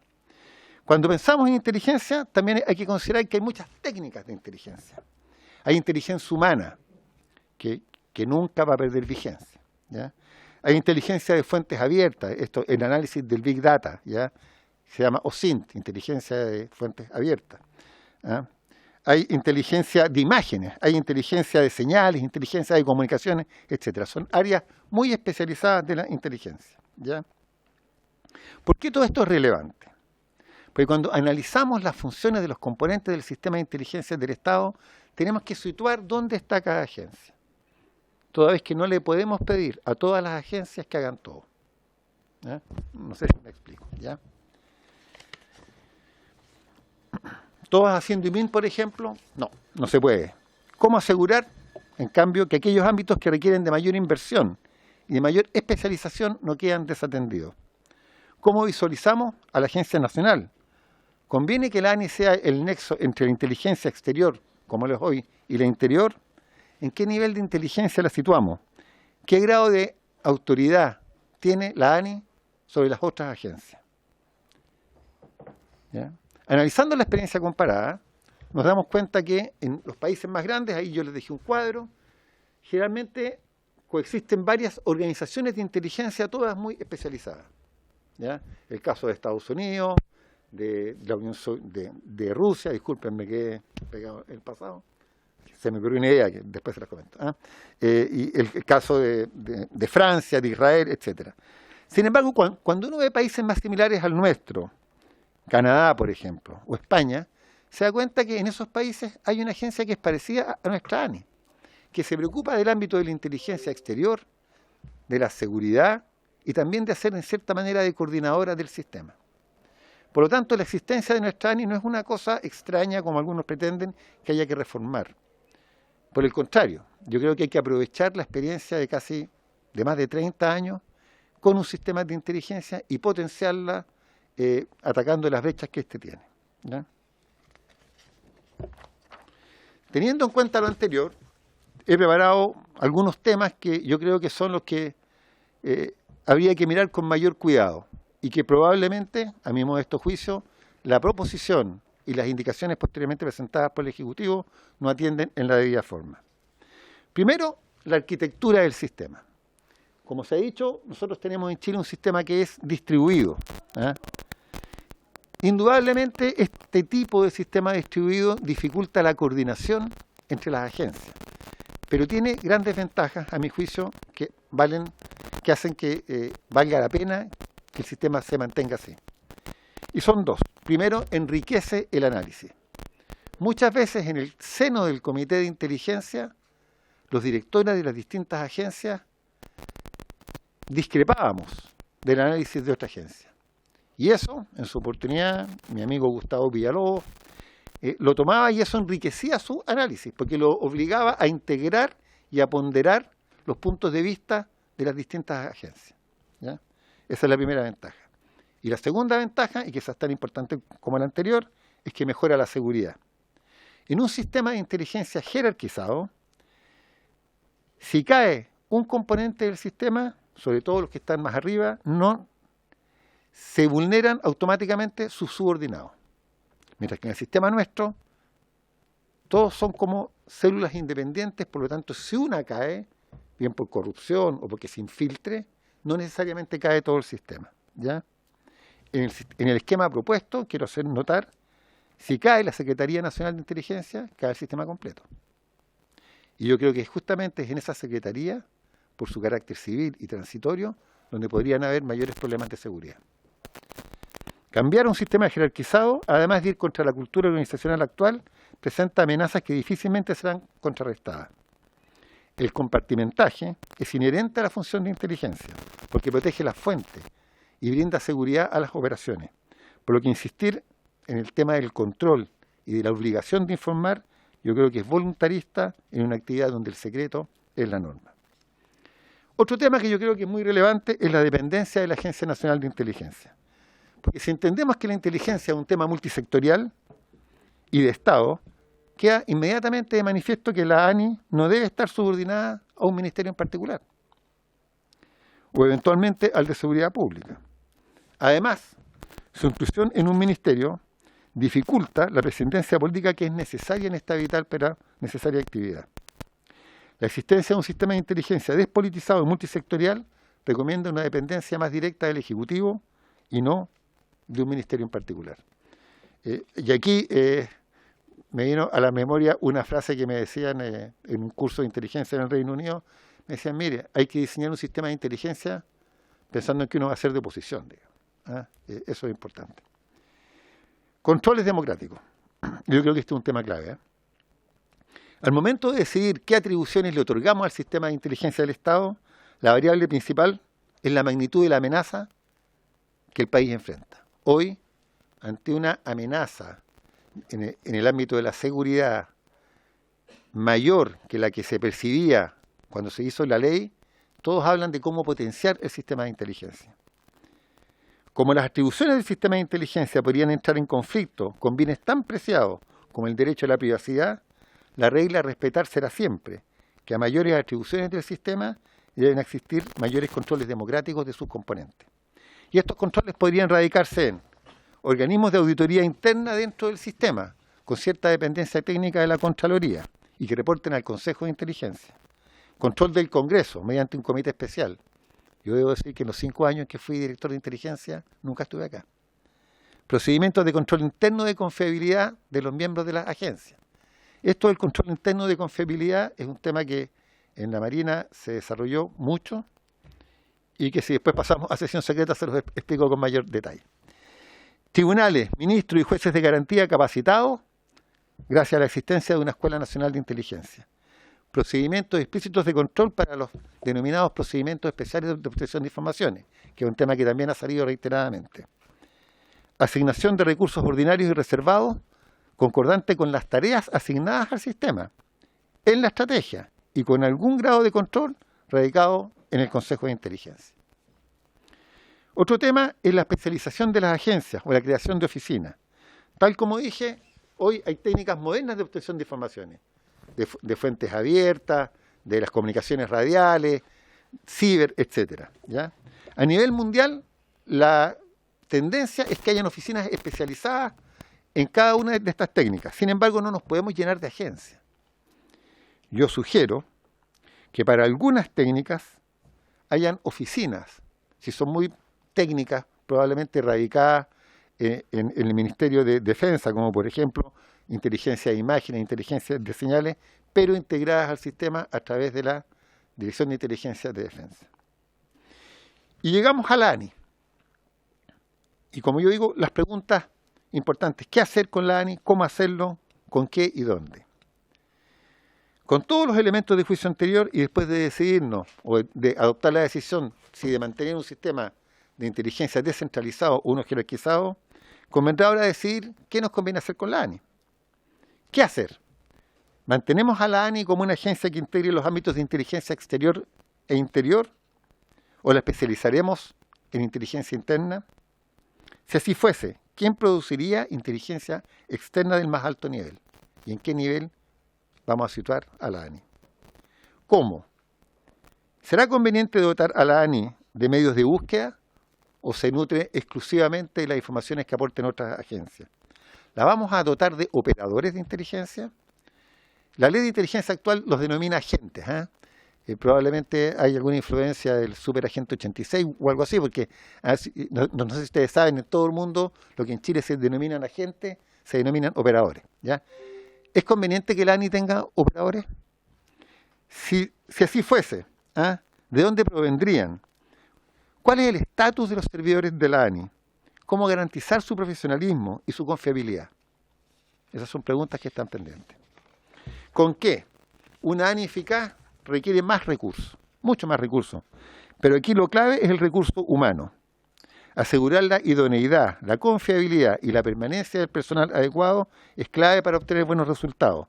Y mientras la agencia continúe manejándose con criterios similares al de otras reparticiones del Estado, y yo esto lo vi, el terremoto de recursos humanos que hay cada vez que cambia el gobierno no va a permitir que avancemos en este ámbito.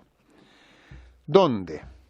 Esta pregunta posee dos respuestas, una respuesta organizacional y otra física. La ANI, organizacionalmente, debería estar ubicada, yo sostengo, fuera de una orgánica ministerial y físicamente en un lugar distinto que el actual edificio que le permita crecer y tener una seguridad apropiada. Quiero analizar el tema del secretario nacional o el zar de la inteligencia, como algunos lo han denominado. Yo la verdad es que no entiendo muy bien la necesidad de crear este puesto, pero sí aprecio algunos inconvenientes en la manera en que está propuesta. Esto porque se le asignan funciones de dirección y de control, sin entregarle el control de los recursos. Entonces es alguien que da tareas, pero no asignan recursos. Ni de la responsabilidad del resultado de las operaciones, lo que también puede ser delicado. No se garantiza mucho en la ley la seguridad. Este SAR, este Secretario Nacional de Inteligencia, va a ser el blanco de organizaciones de inteligencia adversarias y también de un esfuerzo de corrupción. Yo tuve la suerte de conocer al SAR antidrogas que hubo en México hasta el año 2011 y hoy está preso. Entonces hay que tener cuidado con esas cosas. Parece que también se acuerdan del caso. ¿Ya? Y además la definición del puesto tiene ciertas peculiaridades que a uno le llaman la atención. Esto de que haga clase es inédito. No se condice.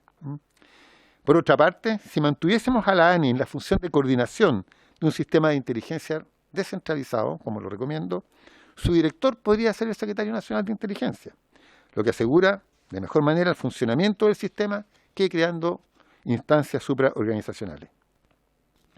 Otro tema es el de los operadores o los miembros civiles del sistema de inteligencia. ¿Qué estatus deben tener estos miembros? El sentido común y la experiencia comparada nos indican que aun siendo funcionarios públicos, se asemejan más a un militar que a un funcionario público normal. La conveniencia de someterlos periódicamente a chequeos de confiabilidad, el riesgo propio de aquellos que realizan trabajo en terreno, la conveniencia incluso de que algunos porten armas y encubran su identidad en el cumplimiento de sus funciones, hace necesario estudiar detalladamente este aspecto. No me queda nada casi, por terminar. Escuela de inteligencia. La necesidad de formar civiles en el ámbito de la inteligencia, de capacitar a los miembros del Poder Judicial, como se ha dicho reiteradamente aquí. También tengo una anécdota que si después pasamos a sesión secreta la puedo contar. De aunar criterios entre agencias y de sembrar doctrina acorde a la Política Nacional de Inteligencia, aconsejan la creación de una instancia formativa común en el ámbito de la inteligencia. Pretender que todos los que trabajan en inteligencia pasen exclusivamente por esa escuela es excesivo. Pero desarrollar una instancia académica, bajo el alero de la ANI o de la ANEP o de donde sea, donde se impartan conocimientos afines al tema a todos los involucrados, constituye una necesidad. Esta escuela, sin sustituir a los planteles existentes, formaría civiles y complementaría la formación impartida por las actuales escuelas de inteligencia en temas doctrinarios comunes, tales como los aspectos éticos tan importantes en esta actividad y aquellos contenidos en la Política Nacional de Inteligencia. Comité y Consejo de Inteligencia. Hoy existe un comité de inteligencia que está formado por los directores y que es presidido por el director de la agencia. Sin embargo, su capacidad efectiva de coordinación es limitada, por lo que su funcionamiento debiese sistematizarse y potenciarse para asegurar así un flujo efectivo de informaciones entre las agencias. Por otra parte, yo estimo que debiese existir un Consejo de Inteligencia que constituya una instancia permanente y de asesoría al presidente en materias de inteligencia, con atribuciones de control sobre el sistema e integrado por personas con experiencia en inteligencia, en relaciones exteriores, en seguridad y en el ámbito del derecho al menos. Por último, quisiera hablar de la política y la estrategia nacional de inteligencia. La política nacional de inteligencia son las orientaciones o directrices que rigen la actuación de una persona o entidad en el ámbito de la inteligencia. Define el cómo se desarrollarán las actividades de inteligencia en Chile y por lo tanto debiese ser pública, semipermanente y de referencia general. La Estrategia Nacional de Inteligencia, en cambio, debiese definir objetivos, plazos, tareas y responsabilidades, orientando la asignación de recursos de inteligencia. Como tal, la Estrategia Nacional de Inteligencia debiese reformularse periódicamente, probablemente en cada gobierno, y ser secreta. El cumplimiento por parte de las agencias de los objetivos fijados en la estrategia, actuando según las normas de la política, debe ser la preocupación principal del Comité de Inteligencia Nacional, aspecto a supervisar por el Consejo. Esas serían, señor presidente, mis recomendaciones. No sé. Gracias, contraalmirante don Óscar Aranda Mora. Ha solicitado la palabra doña Carmen Hertz y después don Andrés Jonet. Muchas gracias, presidente. A través suyo, saludar al almirante Aranda, agradecerle su exposición con las recomendaciones, reflexiones y consultas que usted mismo hace, a ser consideradas en el debate que estamos teniendo sobre la modernización de nuestro sistema de inteligencia. Una consulta dice relación con la naturaleza de la política nacional de inteligencia, que entendemos que debe ser una política de Estado y no del Ejecutivo de turno. Entonces, a juicio suyo, la consulta es cuál sería el rol para que esta política se consolide como política de Estado del rol que tendría el Congreso Nacional, por una parte, esa consulta.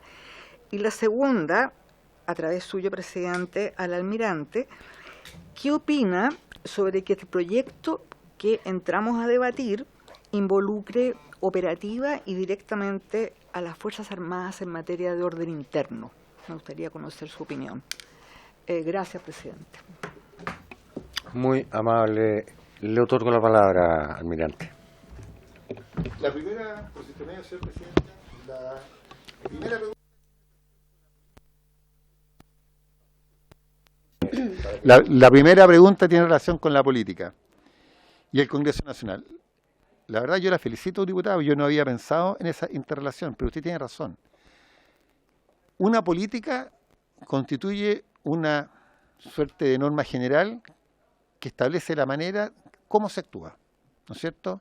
Nuestra política debería decir, por ejemplo, que nosotros vamos a actuar siempre respetando los derechos humanos, en el marco legal vigente, establecer normas generales. Por lo tanto, debiese ser bastante permanente. Que tenga, no sé si la aprobación, pero que por lo menos que el Congreso tenga algo que decir, a mí me parece relevante, porque esta es la manera como el Estado va a emplear una herramienta que es importante. Lo que me preocupa es que un eventual cambio de mayoría podría incidir en la política. Y eso, en tiempo en que hay cambios de mayoría, podría ser complejo. Esa es la desventaja que le veo. Usted me dice en relación con el empleo de las Fuerzas Armadas en tareas de orden interno. Primero hay que decir, como usted sabe perfectamente, que tanto la Marina como la Fuerza Aérea tienen, de acuerdo a la Constitución y a la ley, cierta relevancia en temas muy relacionados con orden interno. Pero yo quisiera decir que los estados de excepción, en los cuales las Fuerzas Armadas tienen participación en temas de orden interno, ya constituyen una especie de tradición en nuestro país. Debieran ser excepcionales, como no lo están siendo en los últimos tiempos. Por lo tanto, tenemos que preguntarnos ¿Qué no estamos haciendo bien para que se esté convirtiendo hoy en norma una excepcionalidad? Probablemente una de las cosas que faltan para que las Fuerzas Armadas dejen de involucrarse como han tenido que hacerlo en los últimos tiempos en temas relacionados con el orden público y la seguridad interna del país, es la falta de inteligencia. Posiblemente la falta de inteligencia fue la que nos impidió, la palabra neutralizar es fuerza, pero resolver los problemas antes de que nos explotaran. Por lo tanto, tuvimos que acudir al último recurso del Estado, que son las Fuerzas Armadas. Lo terrible de usar las Fuerzas Armadas es que son fuerzas preparadas para otra cosa, pero que también que después de eso no hay nada. Por lo tanto, estamos jugándonos nuestra última carta, posiblemente en parte porque nos faltó inteligencia para actuar proactivamente hace mucho tiempo. No sé si le respondí. ¿Sí? Diputado Joanet, estamos deseosos de su pregunta. Gracias, presidente. Lo primero, por su intermedio, bueno, felicitar al almirante Óscar Aranda Mora. Puros berry. ¿Ah? Aranda y Mora son puros berry. Sí, así es verdad. No, de verdad, o sea, porque de partida él nos ayuda mucho porque él hace preguntas y la responde, y me reafirma una pregunta que, bueno, no me reafirma, sino que me invita a hacer nuevamente una pregunta que de alguna manera él ya la desliza, que tiene que ver con qué hacemos con la ANI, ¿no? O terminar con la ANI, o en definitiva profesionalizarla más, como él señala, con más recursos. La pregunta en el fondo tiene que ver con eso. Usted reafirma, a propósito de lo que acaba de señalar, que efectivamente hay que hacer un ayornamiento, ¿no? De todas maneras, un ayornamiento a la ANI donde efectivamente el secretario de la ANI pudiera ser esta especie de coordinador de seguridad. Eso quería nuevamente que él ahondara un poco en eso y nuevamente felicitar por su intermedio de la exposición. Muchas gracias, diputado Joanet. Almirante. Yo, respecto de la ANI, efectivamente, por su intermedio, señor presidente, yo pienso que hay que potenciar la ANI. Yo pienso que el presupuesto actual de la ANI y los recursos humanos y técnicos que posee no están a la altura de su cometido. Yo creo que la ANI está llamada a ejercer la coordinación del sistema de inteligencia nacional. Pero yo quiero decir, cuidado, lo más importante, no quiero sonar ofensivo, pero donde está la mayor brecha es en el tema de la especialización y la calidad de funcionario público o servidor público que tiene el personal que actualmente trabaja en la ANI. Hay gente que trabaja abnegadamente, me consta, los conozco a muchos, tengo la mejor impresión de ellos, pero no tienen los medios, no tienen el estatus, y está todo el tema de control de confiabilidad. Control de confiabilidad, que es una palabra que usé varias veces, son las técnicas que usan las organizaciones de inteligencia para asegurar la lealtad de sus componentes. Hay algunas, como el polígrafo, que son bastante invasivas. La gente que quiere trabajar en esto tiene que estar dispuesto a esto. Porque, y este es otro tema, pero que tiene relación, porque en Chile todo se filtra. Todo se filtra. Todo. Es impresionante. Y cuando uno no quiere que las cosas se filtren, tiene que hacer algo para que las cosas no se filtren. Y eso se llama, en inteligencia, control de confiabilidad. Tenemos que tener una ANI potente, con un trabajo muy profesional, muy ajustado al marco legal y respetuoso de los derechos humanos, y con personal que tenga un estatus especial dentro del sistema público y que esté sujeto a el tema del control de confiabilidad.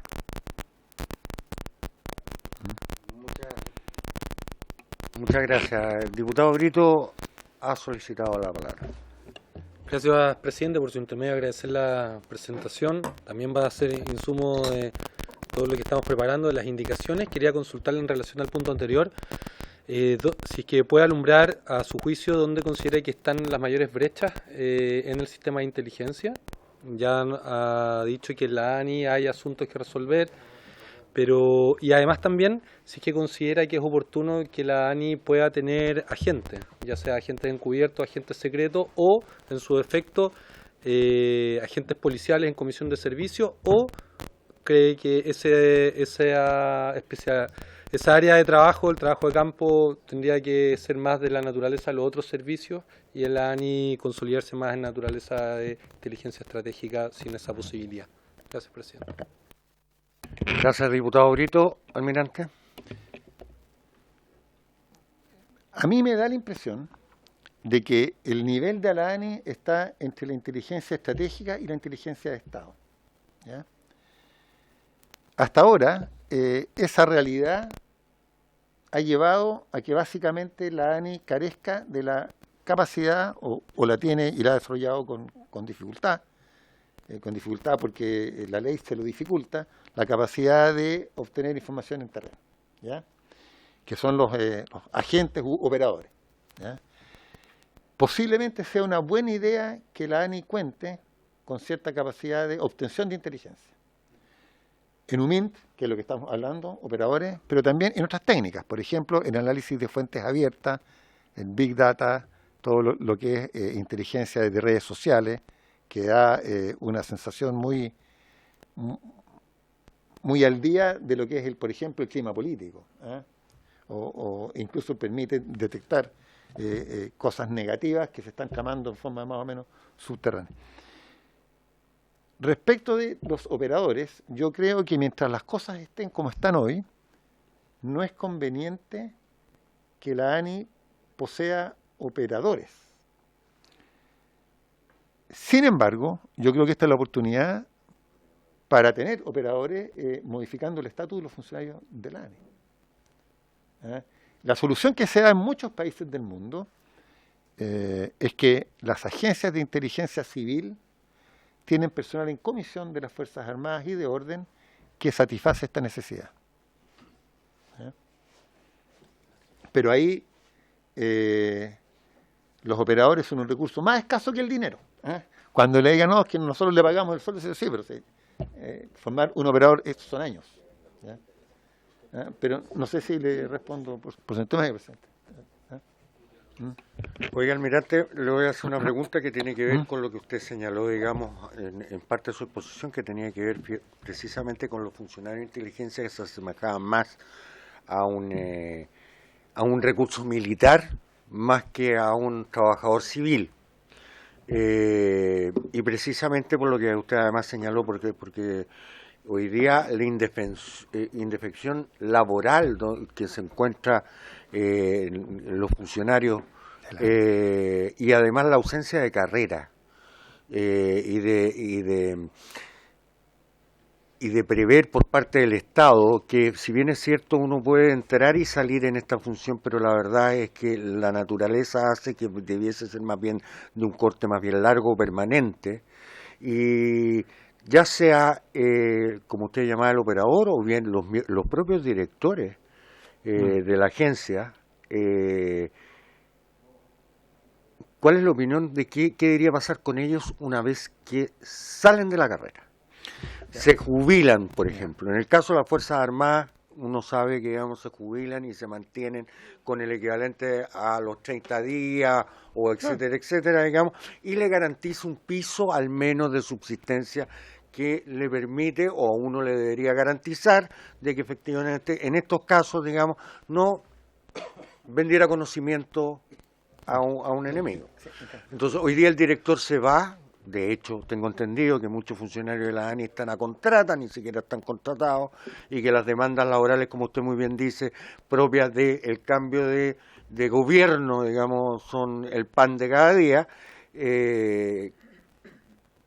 ya sea por la vía de la reestructuración de la ANI, pero más bien por la vía de esta conversación o esta legislación de inteligencia que estamos haciendo. A mí me parece que el tema de recursos humanos y de la proyección de los mismos al interior del Estado, porque incluso en las mismas Fuerzas Armadas, gente que trabaja en inteligencia, de repente puede ser destinada a otras funciones fuera de la inteligencia y puede terminar en algo distinto. Sí. Conozco algunos casos, pero a lo mejor no es la norma y es la excepción. Pero es importante, digamos, cómo cuidamos a esta gente que está trabajando en este medio. Sí, generalmente me van a perdonar, los sapos mueren sapos, digamos. Efectivamente, el tema del personal que integra las agencias de inteligencia es un tema aquí y en todo el mundo. En Chile el tema prácticamente no se trató en la ley de inteligencia y son funcionarios públicos y tal como usted me dice, hay muchos que están a contrata, cambia el gobierno, cambia el director, cambian los jefes de departamento, hay unas reubicaciones, salta gente y eso atenta contra el profesionalismo de la gente que ahí trabaja. En las agencias de inteligencia hay que separar a 3 grupos. ¿Ah? Los operadores, que son los que hacen trabajo de campo, los analistas y el staff de apoyo, digamos. ¿Ah? Por motivos de reserva y de confiabilidad, generalmente estos 3 grupos tienen un estatus que está entre militar y empleado civil. Son los civil servants que hay en Inglaterra, que es gente que hace una carrera de por vida y generalmente muchos parten como operador, pasan a analista y después pasan a puestos directivos. Los van reciclando, haciéndoles cursos, etcétera. Ahí hay una cosa que podría ser interesante. Pero no se pueden encontrar James Bond en todos lados. Generalmente en los países desarrollados, ese tipo de gente muy especializada en técnicas de acceso, muy especializadas con conocimientos de autodefensa y todas estas cosas bastante exóticas, provienen de Fuerzas Armadas o de las policías, y hay gente que tiene vocación y calle y experiencia y trabaja muy bien en eso. Y están algunos años para no comprometer gravemente la carrera, están sujetos a un estatus, por eso es tan importante lo del secreto, y entre paréntesis 30 años no es nada.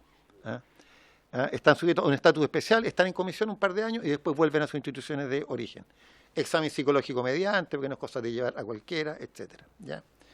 Por lo tanto, yo pienso de que una ley de inteligencia debiera atender este tema, debiera estructurar una suerte de carrera funcionaria bien sui generis para la gente de la ANI, podría considerar el apoyo de las Fuerzas Armadas y de Orden para apoyar con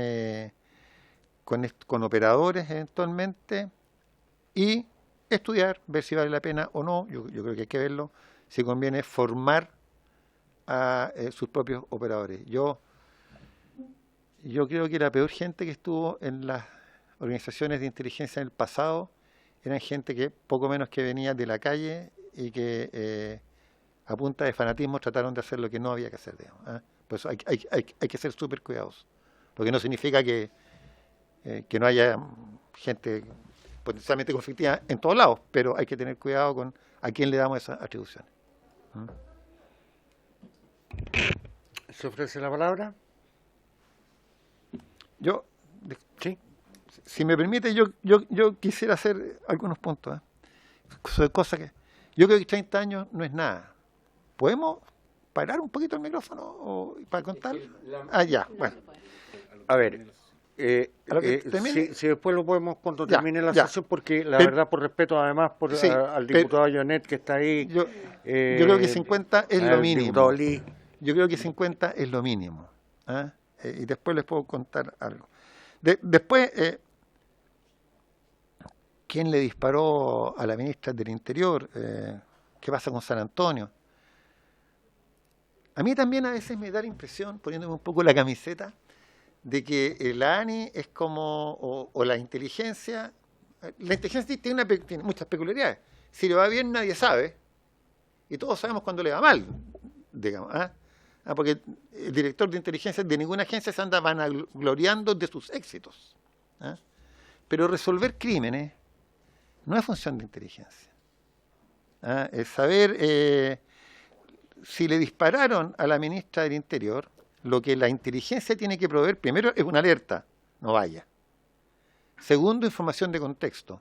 Ya que a usted le dispararon ahí, yo, organización de inteligencia, le puedo decir que este es el contexto donde usted estuvo. Aquí hay tales organizaciones, tales personas, etcétera. Y eso podrá encauzar la investigación que haga el Poder Judicial al respecto de ese hecho. Pero no es la ANI ni la inteligencia de Carabineros la llamada a solucionar esos casos ex post. ¿Ya? ¿Qué más? Y eso. Solo eso. Bueno, solo resta agradecerle su tan completa exposición. Muchas gracias. La verdad es que creo representar a todos los parlamentarios y a todos los asistentes a esta sesión. Ha sido un agrado tenerlo acá. Gracias. Ha sido, además, no solamente tiene experiencia en inteligencia, es tan didáctico que nos explicó a prueba de diputados de cómo funcionaba esto, así que nos va a dejar... Sí, ya está disponible. Ya está, entonces se lo reenvían a sus correos. Y la verdad es que quería, Verónica, ¿existe alguna posibilidad que en la próxima sesión, como primera invitada, pueda exponer, dado que solo quedan 5 minutos y es muy importante además el trabajo que ustedes han hecho y lo que nos vienen a contar? Así que me gustaría que pudiéramos contar con la mayor cantidad de parlamentarios posibles, miembros de la comisión. Bueno, el agrado, señor presidente, soy de la casa, por lo tanto me entretuve mucho con el almirante y afuera la conversación fue también apasionante. Así que no hay ningún problema, a disposición, y realmente creo que la presentación... Ponga el micrófono para que escuche la presentación que envié, me parece que tenía que haber sido primero de la clase magistral del almirante, porque la idea es destacar la inteligencia como política pública, como una política pública del Estado. Creo que es lo fundamental para que el proyecto pueda ser analizado dentro de ese contexto, que es la inteligencia, para qué la tenemos, cómo se debe estructurar y algo de experiencia comparada para ver que lo que se está haciendo no ha sido en vano. Así que con el mayor agrado, nos vemos la otra semana. La próxima semana, en primer lugar de los invitados, la tendremos a usted. Con todo agrado, muchas gracias. Muchas gracias y muchas gracias, almirante. Y bueno, agradecer. ¿Sí? Si me permite, por su intermedio nuevamente, darle las gracias al almirante. De verdad que fue una clase magistral, y por otra parte agradecerle también todos los servicios que ha hecho a la patria. No podía decir por su intermedio, presidente. Muy bien, estamos todos de acuerdo y adherimos a las palabras. Por haberse cumplido el objeto de la sesión, la misma se levanta.